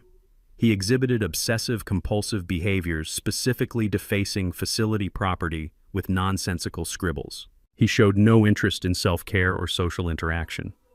It is my professional opinion that Mr. Hayes lacks the capacity to manage his own affairs or make financial decisions. He requires a permanent guardian to ensure his safety and the safety of his estate. I listened to him describe my son as a vegetable. I listened to him twist Kendrick's focus into madness. The scribbles he talked about were the complex calculations Kendrick had written on the wall. The silence he mentioned was Kendrick's way of surviving the sensory hell they put him in. But I did not object. I did not slam my fist on the table. I just sat there, shoulders slumped, staring at my hands. "Thank you, Dr. Aris," the judge said. He turned his gaze to me. "Mr. Hayes, your counsel has filed a motion to dismiss the conservatorship. You claim that your son is capable and that you have been his primary caregiver for 20 years. Do you have any evidence to refute Dr. Aris's findings?" This was the moment. This was the script we had rehearsed in the dark. Cohen nudged me under the table. It was time. I stood up slowly. I made sure my chair scraped loudly against the floor. I let my body sag. I let the exhaustion of the last 20 years show on my face. I did not look like the man who punched Gavin. I looked like a man who had been crushed by the weight of the world. "Your Honor," I said, my voice trembling just enough. I looked at Delphine. She was watching me closely, her eyes narrowing. She was waiting for the fight. She was waiting for the anger. "I have no evidence," I said softly. The room went silent. Even the court reporter stopped typing. "Excuse me, Mr. Hayes," the judge asked, leaning forward. I looked down at Kendrick. He was wearing a suit I had bought him 5 years ago. It was a little tight in the shoulders. He looked small, vulnerable. "I said I have no evidence, Your Honor." I repeated louder this time. "I am a mechanic. I fix cars. I do not know about psychiatric evaluations. I do not know about trust funds and asset management." I took a deep breath, letting a tear leak out of my eye.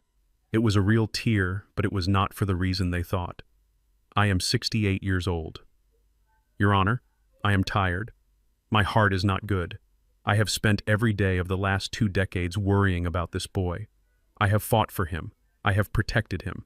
But maybe Dr. Aris is right. Maybe I have been holding him back. Maybe I am just a selfish old man who is afraid of being alone."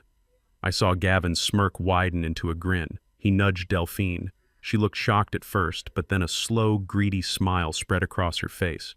They were buying it. They were swallowing the bait, hook, line, and sinker. "My wife left 20 years ago because she said I could not provide the life Kendrick needed." I continued, wiping my eyes with a rough hand. "She has come back now. She has money. She has resources. She has a husband who knows about finance. Maybe it is time for me to step aside. Maybe it is time for Kendrick to have a mother." I looked directly at Delphine. "You win, Delphine," I said. "Take him. Take the money. Take the burden. I cannot do it anymore." I sat down heavily, burying my face in my hands. The courtroom erupted in whispers. Delphine's lawyer looked stunned. He had prepared for a war, and the enemy had just surrendered before the first shot. Judge Harrison banged his gavel. "Order. Order in the court." He looked at me with something like pity. "Mr. Hayes, are you withdrawing your objection to the conservatorship?" "Yes, Your Honor," I mumbled into my hands. The judge sighed. He looked at the papers in front of him. "Very well. Given the biological father's withdrawal and the medical evidence presented, it seems the court has a clear path forward. But before I rule, I must follow protocol. The subject is present, Mr. Kendrick Hayes. Kendrick stood up. The movement was sharp and precise. He did not slouch. He did not rock.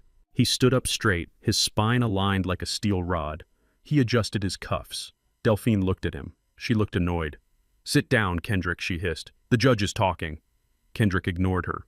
He looked directly at the judge. He made eye contact. For an autistic person, this is incredibly difficult, but Kendrick held it. "Your Honor," Kendrick said. His voice was not the mumbled whisper everyone expected. It was clear. It was calm. It sounded like the voice of a man who had spent a week in silence refining his argument. "I would like to address the court regarding the transfer of authority." The judge looked surprised. "Go ahead, young man." "I agree with my father," Kendrick said. He did not look at me. He kept his eyes on the judge. He is old. He is tired. He does not understand the complexity of the financial future that lies ahead of me. The Hayes Art Trust has grown beyond his capabilities. Delphine gasped. She covered her mouth with her hand. This was better than she could have dreamed. Her retarded son was actually agreeing with her. "I require a guardian who understands the value of money," Kendrick continued. "Someone who is willing to do whatever it takes to maximize the assets. My mother has proven that she is that person. She returned after 20 years specifically to manage my finances. She has shown great determination. She placed me in a facility to ensure I was compliant. She is the appropriate manager for the estate." He turned to Delphine. He looked her up and down. His expression was unreadable. It was a mask of perfect neutrality.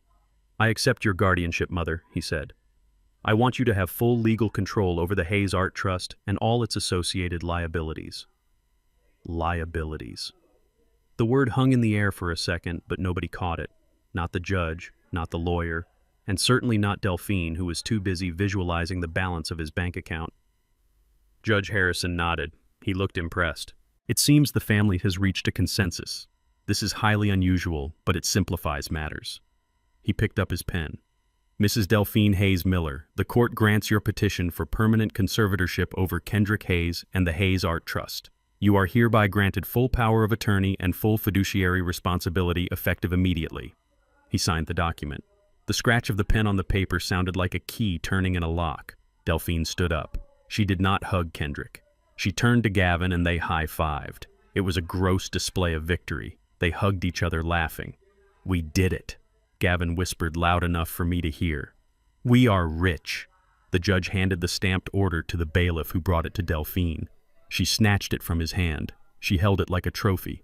She looked at me, her eyes shining with malice. "Thank you, Vernon," she said.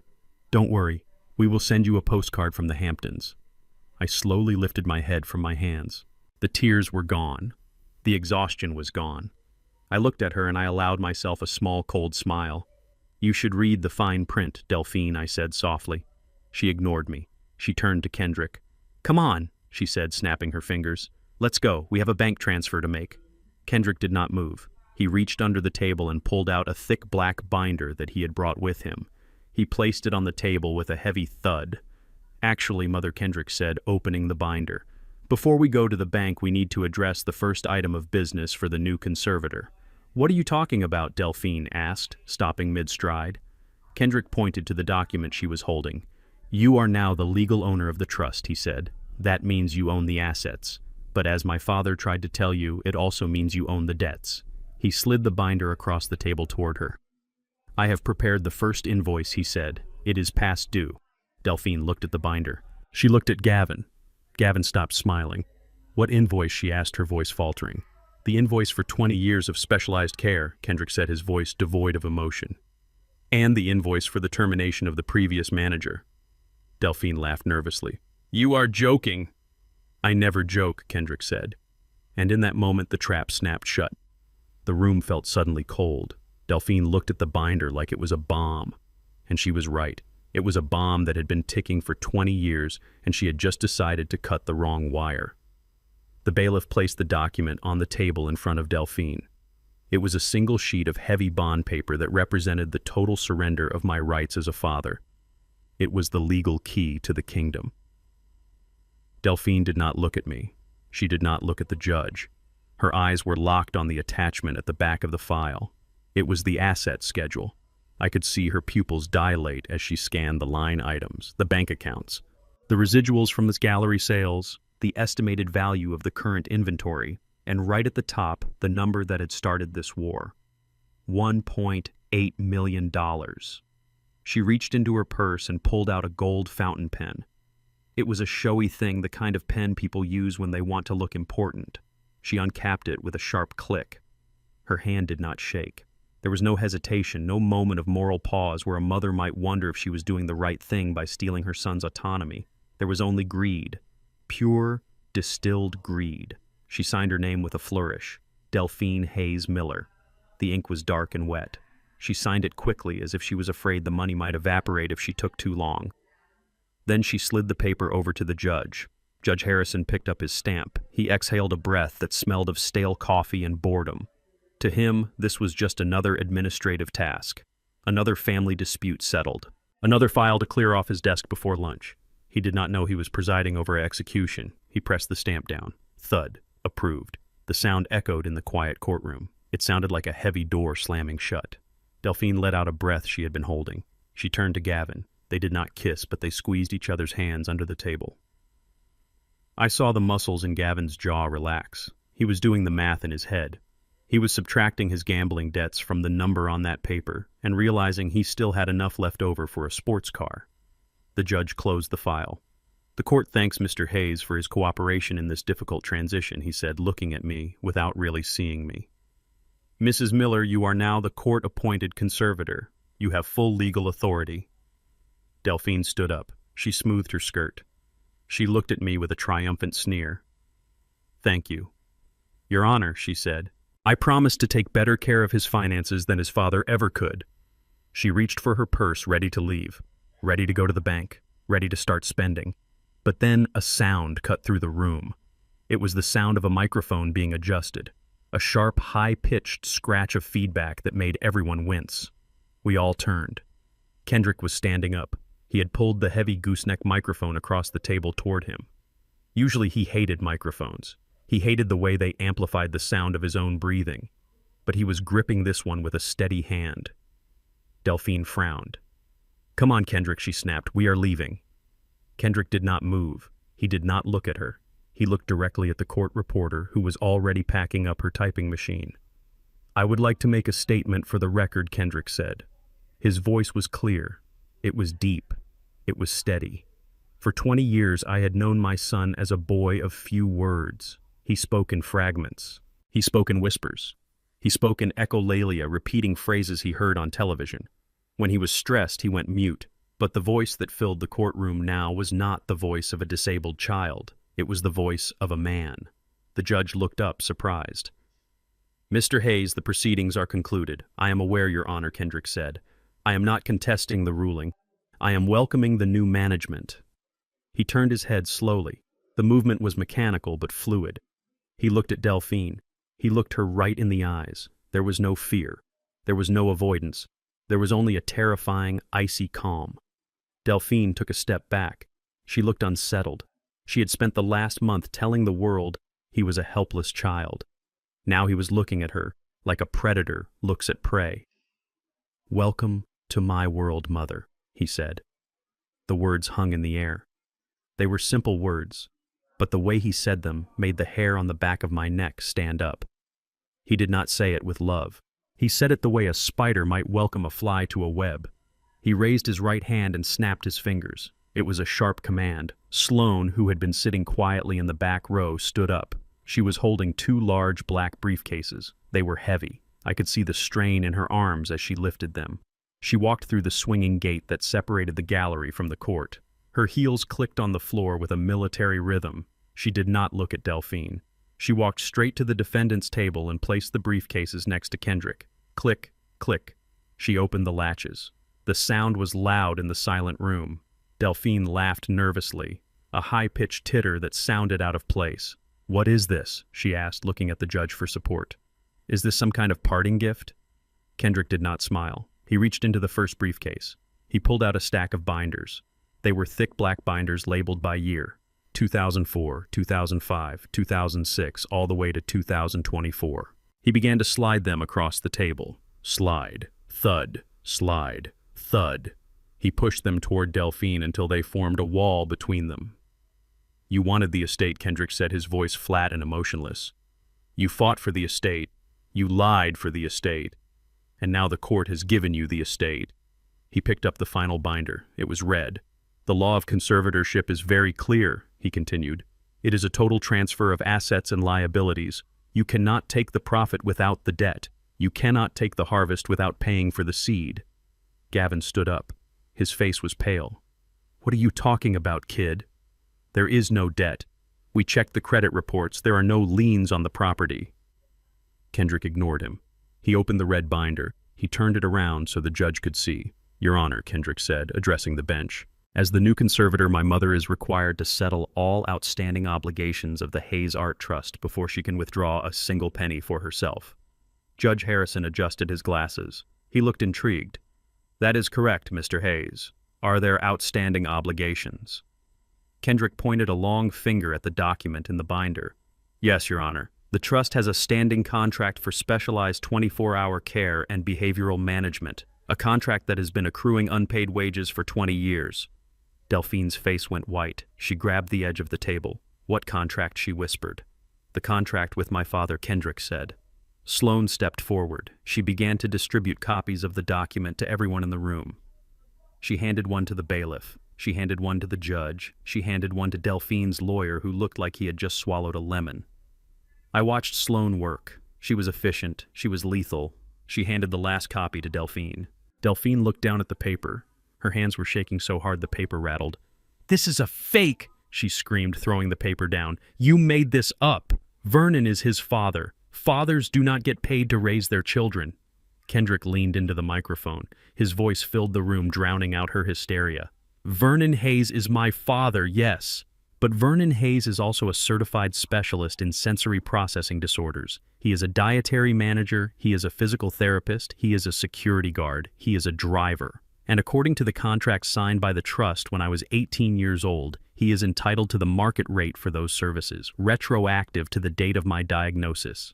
I sat there stunned. I remembered signing a paper when Kendrick turned 18. He had told me it was just a formality for his art business. I never read it. I trusted him. I had no idea he was building a bomb. The judge was reading the contract. He was reading it very carefully. He looked up over his glasses.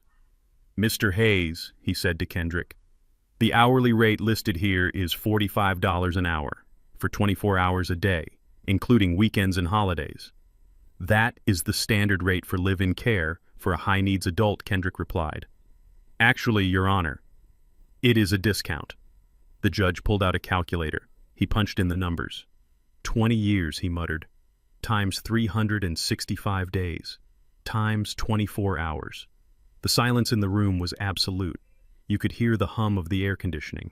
You could hear the traffic outside. You could hear Gavin's heavy breathing. Judge Harrison looked at the calculator. He blinked. He looked at it again. Delphine looked at the judge. Her arrogance was gone, replaced by a dawning horror. How much, she whispered. The judge cleared his throat. The total outstanding debt for services rendered is $2,365,000. He looked at the asset sheet again. The one with the $1.8 million figure. Mrs. Miller, he said, his voice dry. It appears the estate you have just fought so hard to acquire is insolvent. Insolvent. The word hung there. Delphine looked at the $1.8 million she thought she had won. Then she looked at the $2.3 million she now owed. She looked at Gavin. Gavin looked like he was going to vomit. Wait, she stammered. Wait. That means, Kendrick said, closing the binder with a snap. That means you are negative $500,000. He looked at me then. For the first time all day, he looked at me. And he winked. Happy retirement, Dad, he said. Sloane reached into the second briefcase. She pulled out a stack of invoices. And now, Mother, she said, smiling a smile that did not reach her eyes, let us talk about the interest. The air in the room shifted. It was no longer a courtroom. It was a slaughterhouse. And the wolves who thought they were coming for a feast suddenly realized they were the meal. The silence in Judge Harrison's courtroom was absolute. It was the kind of silence that usually follows a gunshot. The only sound was the rhythmic tapping of the judge's finger on the solar-powered calculator. Tap, tap, tap. Each tap was a nail in the coffin of Delphine's greed. She stood there clutching her alligator skin purse, her knuckles white, her face a mask of confusion that was slowly cracking into panic. Gavin was sweating profusely, wiping his forehead with a silk handkerchief that was already soaked. Sloane stepped forward. She looked like a general surveying a battlefield she had already won. She walked over to the easel where the asset list was displayed. She picked up a thick red marker. She drew a circle around the number $1.8 million. "This is the asset," she said, her voice cool and clinical. "This is the honeypot you came for, Delphine. The painting, the cash, the prestige." Then she drew a line through it, a thick, violent red slash. "But you forgot the first rule of acquisition," Sloane continued, turning to face the trembling woman. "When you acquire a business entity, and make no mistake, the Hayes Art Trust is a business entity, you acquire its history. You do not just inherit the inventory, you inherit the operational costs, you inherit the overhead, and most importantly, you inherit the debt." Delphine found her voice. It was shrill and desperate. "There is no debt," she screamed, looking at the judge. "We ran a credit check. There are no mortgages. There are no loans. This is a trick, Your Honor. They are trying to hide the money." Sloane smiled. It was a terrifying smile. "We did not hide anything," Sloane said. "The debt is internal. It is an operational liability that has been accruing for 20 years. It is called deferred compensation." She opened the second black briefcase. She pulled out a stack of tax forms. IRS Form 1099S, W2S, employment contracts. "You see," Delphine, Sloane said, holding up the papers. "Caring for a high-functioning autistic savant with severe sensory processing disorder is not parenting. It is a job. It is a 24-hour-a-day, 7-day-a-week, high-stress occupation. It requires the skills of a nurse, a security guard, a dietitian, a physical therapist, and a crisis negotiator." She walked over to me. She placed a hand on my shoulder. "Vernon Hayes has performed these duties alone since 2004. He gave up his career. He gave up his retirement. He gave up his life. And according to the bylaws of the Hayes Art Trust, written and notarized 5 years ago when Kendrick became a legal adult, the primary caregiver is entitled to fair market compensation." Delphine laughed. It was a manic, broken sound. "You cannot charge for being a father," she spat. "That is ridiculous. No court will uphold that." Judge Harrison looked up from the calculator. He took off his glasses and rubbed the bridge of his nose. "Actually, Mrs. Miller," the judge said, his voice grave, "the contract is legally sound. It was filed with the state 5 years ago. It establishes Mr. Hayes not just as a father, but as a specialized care provider. And given the medical history we just reviewed, given the violent meltdowns and the specific dietary needs described by your own expert, Dr. Aris, the services rendered by Mr. Hayes clearly exceed normal parental duties." The judge looked at Dr. Aris, who was trying to make himself invisible in the back of the room. "Doctor," the judge asked, "what is the current daily rate for a live-in specialist for an adult with Mr. Hayes's profile?" Dr. Aris swallowed hard. He looked at Delphine, then at the judge. "Ah, well, Your Honor," he stammered. "For a 24-hour facility with one-on-one staffing, you are looking at roughly $1,200 a day. Minimum." The judge nodded. He looked back at the calculator. "Mr. Kendrick Hayes has calculated the debt at $45 an hour. That is $1,080 a day. He is actually undercharging the estate." Sloane flipped the page in the binder. "Let us look at the math," she said. Her voice was steady, a drumbeat of doom. 2004 to 2024, 7,300 days, multiplied by $1,080 a day. That comes to a principal debt of $7,884,000. The number hit the room like a physical blow. $7 million. Delphine's knees buckled. She grabbed the edge of the table to keep from falling. However, Sloane continued relentlessly. "Vernon Hayes is a generous man. In the contract, he agreed to cap his salary at a lower rate and defer payment until the trust became solvent. He also forgave the interest for the first 10 years. She pointed to the final number on the spreadsheet. "The adjusted debt approved by the trust board and now legally binding on the conservator is $2.2 million. This is a priority lien. It must be paid before any other expenses. It must be paid before taxes.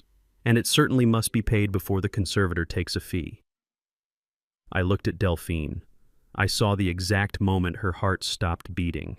She looked at the asset sheet. $1.8 million. She looked at the debt sheet. 2.2 million. She did the math. She was not rich. She was not a millionaire. She was $400,000 in the hole. But surely, Delphine stammered, looking at Gavin for help.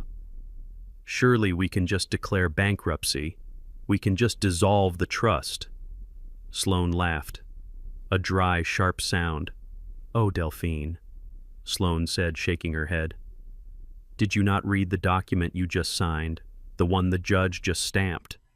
Sloane picked up the court order. She read from it. The conservator assumes full fiduciary responsibility for the assets and liabilities of the estate. She looked Delphine in the eye. That means personal liability, Delphine. If the trust cannot pay its debts, the conservator pays them. You signed your name. You tied your personal assets to this sinking ship. You do not just owe the trust. You owe Vernon. Gavin let out a sound that was half whimper, half scream. He backed away from Delphine as if she was radioactive. You told me she was rich, he shouted at her. You told me the kid was a gold mine. He is a gold mine! Delphine shrieked, grabbing Gavin's arm. We can sell more paintings. We can make him work. Kendrick stood up again. He closed the binder with a final snap. No, mother, he said softly. We cannot. He reached into his pocket and pulled out a small, sleek black device. It was a hardware wallet, a cryptocurrency drive. The painting that sold yesterday, Kendrick said. It was not a physical canvas. It was a digital asset, an NFT backed by a smart contract on the blockchain. He held the drive up. The contract requires biometric authentication every 30 days. My thumbprint. If I do not authenticate, the token burns. It deletes itself. The value goes to zero. He looked at his mother with eyes that were as old as the world. I will not authenticate, he said. Delphine screamed. No, you cannot. That is $1.8 million. It is only money, Mother, Kendrick said. You left me for money. You came back for money. Now you will drown in money. He turned to the judge. Your Honor, I refuse to work for this conservator. I will not paint. I will not authenticate. The asset value of the Hayes Art Trust is effectively zero. The judge looked at the chaos erupting in his courtroom. He looked at Delphine, who was hyperventilating. He looked at Gavin, who was trying to sneak out the side door. He looked at me, sitting quietly with my hands folded, and for the first time Judge Harrison smiled. It was a small smile, but it was there. The court finds that the debt is valid, he ruled, slamming his gavel. Mrs. Miller, as the legal conservator, you are hereby ordered to satisfy the lien held by Mr. Vernon Hayes. The amount is $2.2 million. Payment is due immediately. If the trust lacks funds, the court authorizes the seizure of your personal assets to satisfy the judgment. Delphine fell into her chair. She looked at me. Her eyes were wide with horror. She realized the scope of the disaster. She had leveraged everything. She had borrowed money from sharks to pay for lawyers. She had signed guarantees based on this windfall. And now, not only was the windfall gone, but she owed me her house, her car, and everything she owned. Vernon, please, she whispered. Her voice was small, broken. We are family. You cannot do this. I stood up. I walked over to her. I looked down at the woman who had haunted my dreams for 20 years. The woman whose absence had shaped every scar on my heart. I leaned in close so only she could hear me. Family does not leave a note on the fridge, Delphine, I said. I reached into my pocket and pulled out a wrinkled piece of paper. It was the invoice Kendrick had scribbled on the wall of the mental facility. The charcoal was smudged, but the number was clear. I placed it gently on the table in front of her. My son sent you the bill, I said. I suggest you pay it. Gavin tried to run. He actually bolted for the door, but the bailiff was faster. He blocked the exit. Mr. Miller, the bailiff said, there is a gentleman in the back row who would like a word with you. Gavin turned around. Sitting in the back row, hidden in the shadows, was a man in a dark suit. He was not a lawyer. He was looking at his watch. He stood up and smiled a smile full of gold teeth. It was the bookie Gavin owed $500,000 to. Gavin slid down the wall, burying his head in his knees. Delphine looked at her husband, then at her son, then at me. She realized she was alone, completely and utterly alone. The money was a mirage, the power was a trap, and the son she thought was broken had just outsmarted her with a calculator and a silence she never bothered to understand. Sloane closed her briefcases. We accept cashier's checks or wire transfers, she said to Delphine. You have 24 hours before we file the lien on your house. We turned to leave. Kendrick walked between us. He did not look back at his mother. He put his headphones on. He adjusted the volume. And as we walked out of that courtroom, leaving the ruin of Delphine's life behind us, I saw him tapping his fingers against his leg. 1, 2, 3. He was counting. But he wasn't counting numbers anymore. He was counting the beats of his own freedom. The debt was paid. The ghost was exorcised. And for the first time in 20 years, the silence was not empty. It was victorious. Delphine was still clutching the invoice for $2.2 million, like a drowning woman holding onto an anchor. Her face was gray. Her perfect makeup was starting to crack under the strain of a reality she could not comprehend. She looked at the asset sheet where the number $1.8 million was written. It was her lifeline. It was the only thing standing between her and total ruin. But Kendrick was not finished. He stood there holding the small black cryptocurrency drive in his hand. It looked like a harmless piece of plastic. It looked like a USB stick you might find in a junk drawer. But in the modern world, wars are not fought with tanks, they are fought with code. And my son was a general on a digital battlefield that his mother did not even know existed. He took a step toward her. He held the drive up so the light from the courtroom ceiling reflected off its sleek surface. "You think you own a painting," Mother Kendrick said, his voice calm and terrifying. "You think you own a canvas with oil and pigment. You think you can take it to an auction house and sell it to the highest bidder. But you are living in the past." He tapped the drive with his long index finger. "The artwork titled The Chaos of Silence is not a physical object. It is a non-fungible token, an NFT. It lives on the blockchain. The image on the screen is just a ghost. The value is in the code. And I wrote the code myself." Delphine blinked. She looked confused. "It does not matter," she stammered. "It sold for money. Real money." "The buyer paid." "The buyer paid for a smart contract," Kendrick corrected her. "A contract that has a very specific clause written into the metadata. It is called a dead man switch." He turned to the judge. "Your Honor, the value of this asset is tied to the active participation of the creator. To prevent fraud and to ensure authenticity, the smart contract requires biometric verification from me every 30 days. I have to scan my thumbprint on this drive. If I do not, the contract assumes the creator is dead or under duress." "And what happens if you do not scan it?" Judge Harrison asked, leaning forward, fascinated. Kendrick looked back at his mother. A cold smile played on his lips. "If the verification fails, the code executes a burn protocol. The token deletes itself from the blockchain. The ownership certificate dissolves. The asset value drops to zero instantly. It becomes nothing more than a JPEG file that anyone can download for free." Delphine's eyes went wide. She looked at the drive in his hand. She looked at his thumb. "You have to scan it," she whispered. "It is worth millions. You cannot just let it burn." Kendrick closed his hand over the drive. He put it back in his pocket. "I told you, Mother," he said softly. "I do not care about the money. I care about control, and you wanted control. Now you have it. You have control of an asset that requires my cooperation to exist." He paused, letting the silence stretch out until it was painful.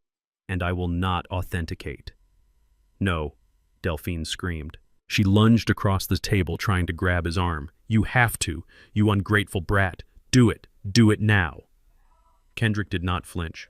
He did not move. He just looked at her with eyes that were ancient and weary. "I will not," he repeated. The implications hit the room like a shockwave. In a matter of seconds, the $1.8 million asset that Delphine had signed her life away for had evaporated. She was holding the title to a ghost. She was the proud owner of absolutely nothing. But the nightmare was only beginning. Sloane stepped forward again.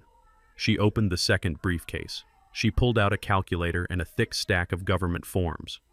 "Now let us discuss the tax implications," she said, her voice ringing with professional cheer. Delphine looked at her dazed. "What tax?" she mumbled. "The money is gone. He burned it.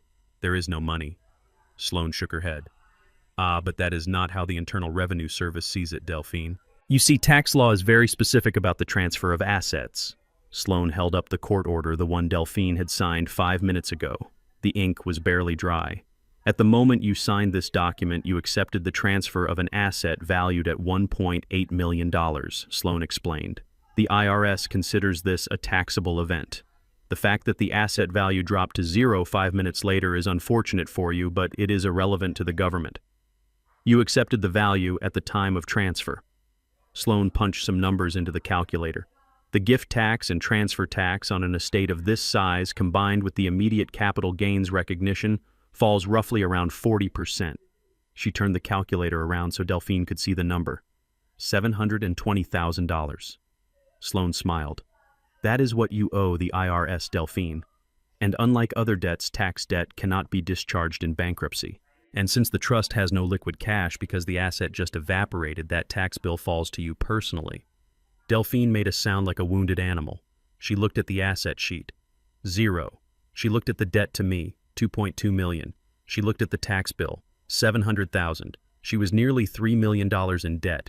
In 10 minutes, she had gone from a wealthy socialite to a destitute woman who would likely spend the rest of her life working to pay off the interest on a fortune she never touched. But she was not the only one suffering. Gavin was sitting next to her, frozen in his chair.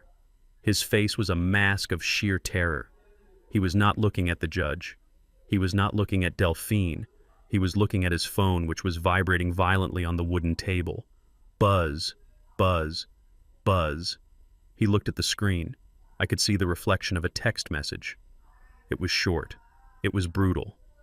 I am watching you. Time is up. Gavin looked up slowly. He turned his head toward the back of the courtroom. The man in the dark suit, the bookie, was still sitting there. He held up his phone. He pointed to his wrist. Then he ran a finger across his throat. Gavin started to hyperventilate. He realized that his safety net was gone.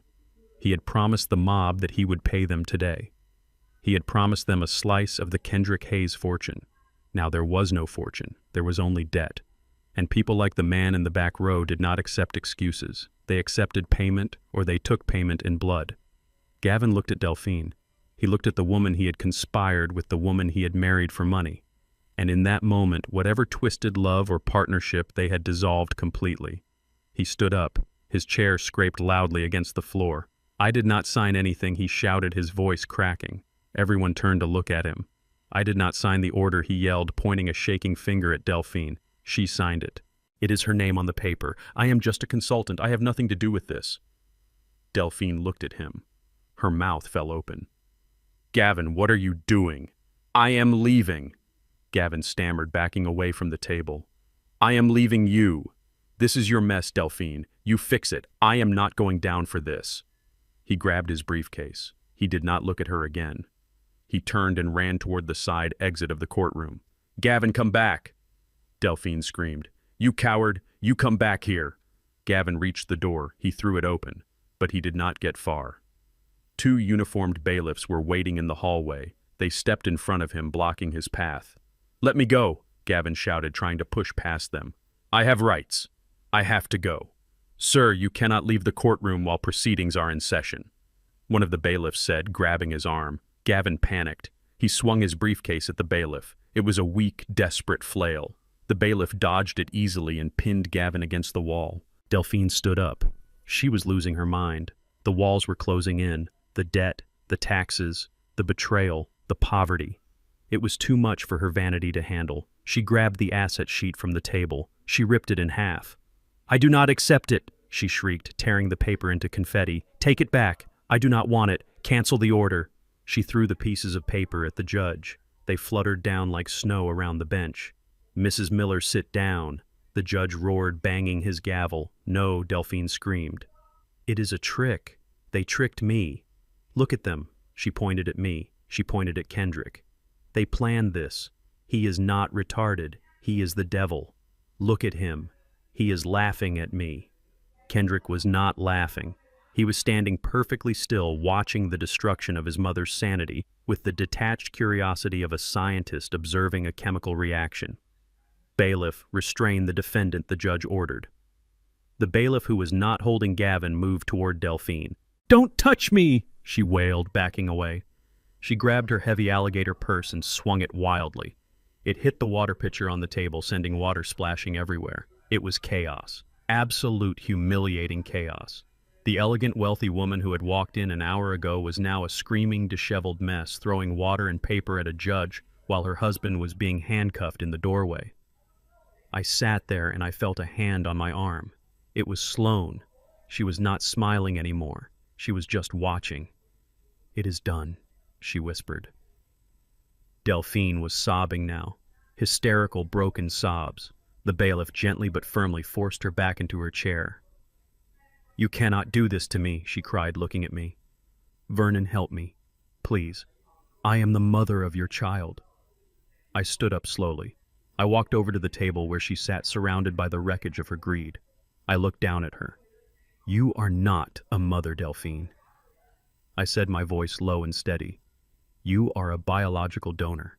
And you just learned the most expensive lesson of your life." I pointed to the shredded paper on the floor. "You wanted the boy," I said. "You got the boy, but you forgot that the boy comes with the man who raised him, and the man who raised him keeps his receipts." I turned my back on her. I walked back to Kendrick. He looked at me. He took off his headphones. "Did I do it right, Dad?" he asked, his voice quiet and unsure, like a little boy asking about a homework assignment. I put my hand on his shoulder. I felt the solid strength of him. "Yes, son," I said, fighting back tears. "You handled it. You handled it perfectly." Behind us, the judge was issuing orders for asset seizure and contempt of court, but we did not listen. We walked toward the double doors. Vernon Hayes, the mechanic, Sloane Hayes, the warrior, and Kendrick Hayes, the artist who had just painted his masterpiece, using nothing but the law and the truth. The courtroom doors swung open with a heavy thud that sounded like the final gavel of judgment. But it was not the judge who entered. It was a team of federal agents wearing jackets that said FBI. They moved with the precision of a pack of wolves descending on wounded prey. They did not look at me. They did not look at Kendrick. They walked straight to the table where Delphine was sitting amidst the ruins of her scheme. Delphine looked up. Her mascara was running down her cheeks in black rivulets, making her look like a tragic clown. She tried to stand up to regain some shred of dignity, but her legs would not hold her. She collapsed back into the chair, clutching her purse as if it contained the oxygen she needed to breathe. Mrs. Delphine Hayes Miller, the lead agent, announced, his voice echoing off the high ceilings. "You are under arrest for wire fraud, bank fraud, and identity theft." Delphine shook her head violently. "No, there is a mistake. I am the conservator. The judge just signed the order. I have assets. I have millions." The agent pulled a pair of handcuffs from his belt. The metal glinted cold and hard in the fluorescent light. "We know about the loans, Mrs. Miller. We know that you used the projected value of the Hayes Art Trust to secure $3 million in high-interest loans from offshore lenders last week. You signed affidavits claiming you already had possession of the funds. That is fraud. You spent money you did not have, and you lied to a federally insured bank to get it." I watched as the reality hit her. She had been so sure of her victory, so certain that she could steamroll over her disabled son and his mechanic father, that she had spent the prize money before the race was even finished. She had dug a hole so deep that she could not even see the sky anymore. She looked at me one last time. Her eyes were wild. "Vernon, tell them. Tell them I am good for it. Tell them about the painting." I stood there, my hands resting on the back of Kendrick's chair. I looked at the woman who had left a 4-year-old boy alone in the dark because he was an inconvenience. "The painting is gone, Delphine," I said, my voice quiet but carrying across the room. "The value is 0. You bet on a ghost and you lost." The agent grabbed her wrists. She screamed. It was not a scream of fear. It was a scream of pure rage. She thrashed and kicked, knocking over the heavy oak chair. "Get your hands off me. Do you know who I am? I am a victim. They tricked me. That boy is a monster. He planned this." The agents dragged her toward the door. She dug her heels into the carpet, leaving tracks just like they had dragged Kendrick out of my house 3 weeks ago. But this time there was no tragedy. There was only justice. As she passed Gavin, he tried to shrink into the wall. He was pressed against the paneling, sweating so hard his expensive suit was dark with moisture. He thought if he stayed quiet, maybe they would forget him. Maybe he could slip out the side door and disappear into the city. But justice does not forget. The agent stopped in front of him. He looked at Gavin with a mixture of pity and disgust. "Mr. Gavin Miller." Gavin swallowed. "I did not sign the loans," he squeaked. "That was all her. I am just a consultant." The agent smiled. A cold, humorless smile. "We are not here for the loans, Mr. Miller. We are here for the embezzlement. It seems the brokerage firm you worked for 5 years ago finally finished their audit. They found the missing $400,000, and they found the digital trail leading right to your personal account." Gavin's knees gave way. He slid down the wall until he was sitting on the floor. He looked at the back of the courtroom. The bookie in the dark suit stood up. He buttoned his jacket. He looked at Gavin and gave a small mock salute. Then he turned and walked out. Gavin knew that prison was now the safest place for him. If the feds did not take him, the mob would. "I surrender," Gavin whispered, holding out his hands. "Please, just take me. Take me now." I watched them go. Delphine screaming curses at the son she abandoned, and Gavin weeping like a child. They were hauled out of the heavy double doors, and the silence that rushed back into the room was the most beautiful sound I had ever heard. It was not the silence of loneliness. It was the silence of a storm that has finally broken. Judge Harrison cleared his throat. He looked at the empty defense table. He looked at the shredded paper on the floor. Then he looked at us. "Mr. Hayes," the judge said, addressing Kendrick, "it appears the conservator is indisposed." Kendrick stood up. He adjusted his cuffs. He looked calm, perfectly composed. "It appears so, Your Honor. Given the circumstances," the judge continued, "I am vacating the previous order. The conservatorship is dissolved, Mr. Kendrick Hayes. You are restored to full legal capacity. Your assets are your own. Your life is your own." "Thank you, Your Honor," Kendrick said. The judge banged the gavel. Case dismissed. The sound rang out like a church bell. Sloane closed her laptop with a soft snap. She let out a long breath, and her shoulders dropped 3 inches. She looked at me, and her eyes were shining with tears. We had done it. We had walked into the fire, and we had come out carrying the water. "Vernon," she whispered, "we won." I did not answer her. I turned to my son. Kendrick was standing there staring at the empty doorway where his mother had disappeared. His face was unreadable. He was holding his headphones in his hand, running his thumb over the smooth plastic. "Ken," I said softly. He turned to me. His eyes were clear. The terror was gone. The confusion was gone. "Is she coming back, Dad?" he asked. "No, son," I said, stepping closer. "She is not coming back, not for a long time." He nodded, slowly processing the data. "Good." She was loud. She brought chaos.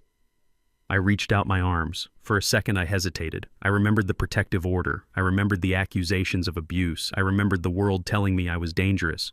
But then Kendrick did something he rarely did. He closed the gap. He stepped forward and wrapped his long arms around my shoulders. He buried his face in my neck. He smelled of charcoal and old paper and the soap I had bought for him since he was a baby. He did not squeeze hard. It was a firm, steady pressure, a grounding technique. "Thank you," he whispered against my collar. "Thank you for what, son?" I asked, blinking back tears. "For staying," he said. "You always stay." I hugged him back. I hugged him with all the strength of a 68-year-old mechanic who had spent 20 years fixing broken things, but realized he had raised something unbreakable. "I will always stay, Ken," I whispered. "I am your dad. That is the job." Sloane joined us, wrapping her arms around both of us. We stood there in the center of the courtroom, a tangle of arms and tears and relief. We were scarred. We were exhausted. I was broke. My house was vandalized. But we were free, and we were together. The judge watched us from the bench. He took off his glasses and wiped his eyes. He stood up and quietly left the room, giving us the privacy we had earned. "Let us go home, Dad," Kendrick said, pulling away. "I have an idea for a painting." "What is it?" I asked, wiping my face with my sleeve. "It is called The Debt," he said, "and it is going to be very expensive." We walked out of the courthouse into the bright afternoon sun. The air tasted sweet. The city noise, usually so overwhelming for Kendrick, seemed to fade into the background. We got into my beat-up old sedan, the one Delphine had laughed at. It started on the first try. 3 months have passed since that day in court. I am sitting in my kitchen now, watching the steam rise from my coffee cup. The window is open and I can smell the jasmine blooming in the garden. The house is quiet, but it is a good quiet. The red paint has been scrubbed off the driveway. The neighbors who threw eggs have come over with apologies and casseroles, but I mostly keep to myself. I do not need their validation. I know who I am. Kendrick is in the studio. He bought the house next door and converted it into a state-of-the-art workspace. He restored the old brick and put in the skylights I always wanted. He goes there every morning at 8 and comes home at 5. He likes the routine. Sloane is running the business. She is terrifyingly good at it. She set up a foundation in Kendrick's name that provides legal aid for disabled adults fighting guardianship abuse. She calls it the Red Binder Project. We never sold the NFT. Kendrick burned it. He sat at the computer one evening and with a single keystroke he deleted $2 million. He said it was blood money. He said he wanted to start fresh. And he did. His new collection sold out in 3 hours last week. Delphine is awaiting trial. She writes letters sometimes, long rambling letters blaming the lawyers, blaming Gavin, blaming me. I do not open them. I put them in a box in the garage. Someday, maybe when he is older, Kendrick might want to read them, but not today. Today is for peace. I take a sip of my coffee and look at my hands. They are still rough, they are still stained with oil, but they are steady. People ask me how I did it, how a simple mechanic outsmarted a team of high-priced lawyers and a manipulative sociopath. They ask me if I was scared. They ask me if I ever thought about giving up. And I tell them the truth. I was terrified every single second. But fear is just noise. And love is the signal that cuts through it. I learned something important in that courtroom. I learned that family is not about DNA. It is not about whose blood runs in your veins. That is just biology. Biology is an accident. Family is a choice. Family is the person who changes your diapers when you are 4 and holds your hand when you are 40. Family is the person who learns your secret language. Family is the person who is willing to stand in front of the bullet so you do not have to. Delphine shared Kendrick's genetic code, but she was a stranger. Sloane and I, we are his family because we showed up. We did the work. So look around you. Look at the people in your life. Do not look at who sends you a birthday card. Look at who answers the phone at 3 in the morning. Look at who stays when things get ugly. That is your family. Hold on to them. Fight for them. And if anyone tries to hurt them, you show them that the most dangerous thing in the world is not a man with a gun, but a person protecting the one thing that matters. My name is Vernon Hayes. I am a father. I am a mechanic.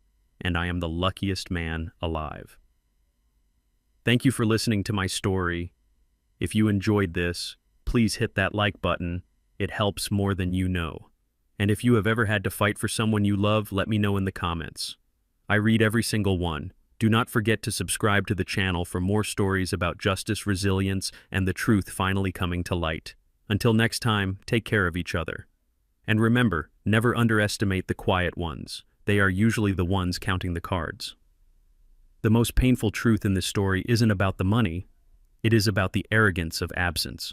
Delphine believed her biology gave her ownership, but she forgot that love is an active verb. You cannot abandon a garden for 20 years and expect to harvest the fruit just because you planted the seed. Vernon taught us that true power doesn't wear a designer suit, it wears grease-stained coveralls and shows up every single day.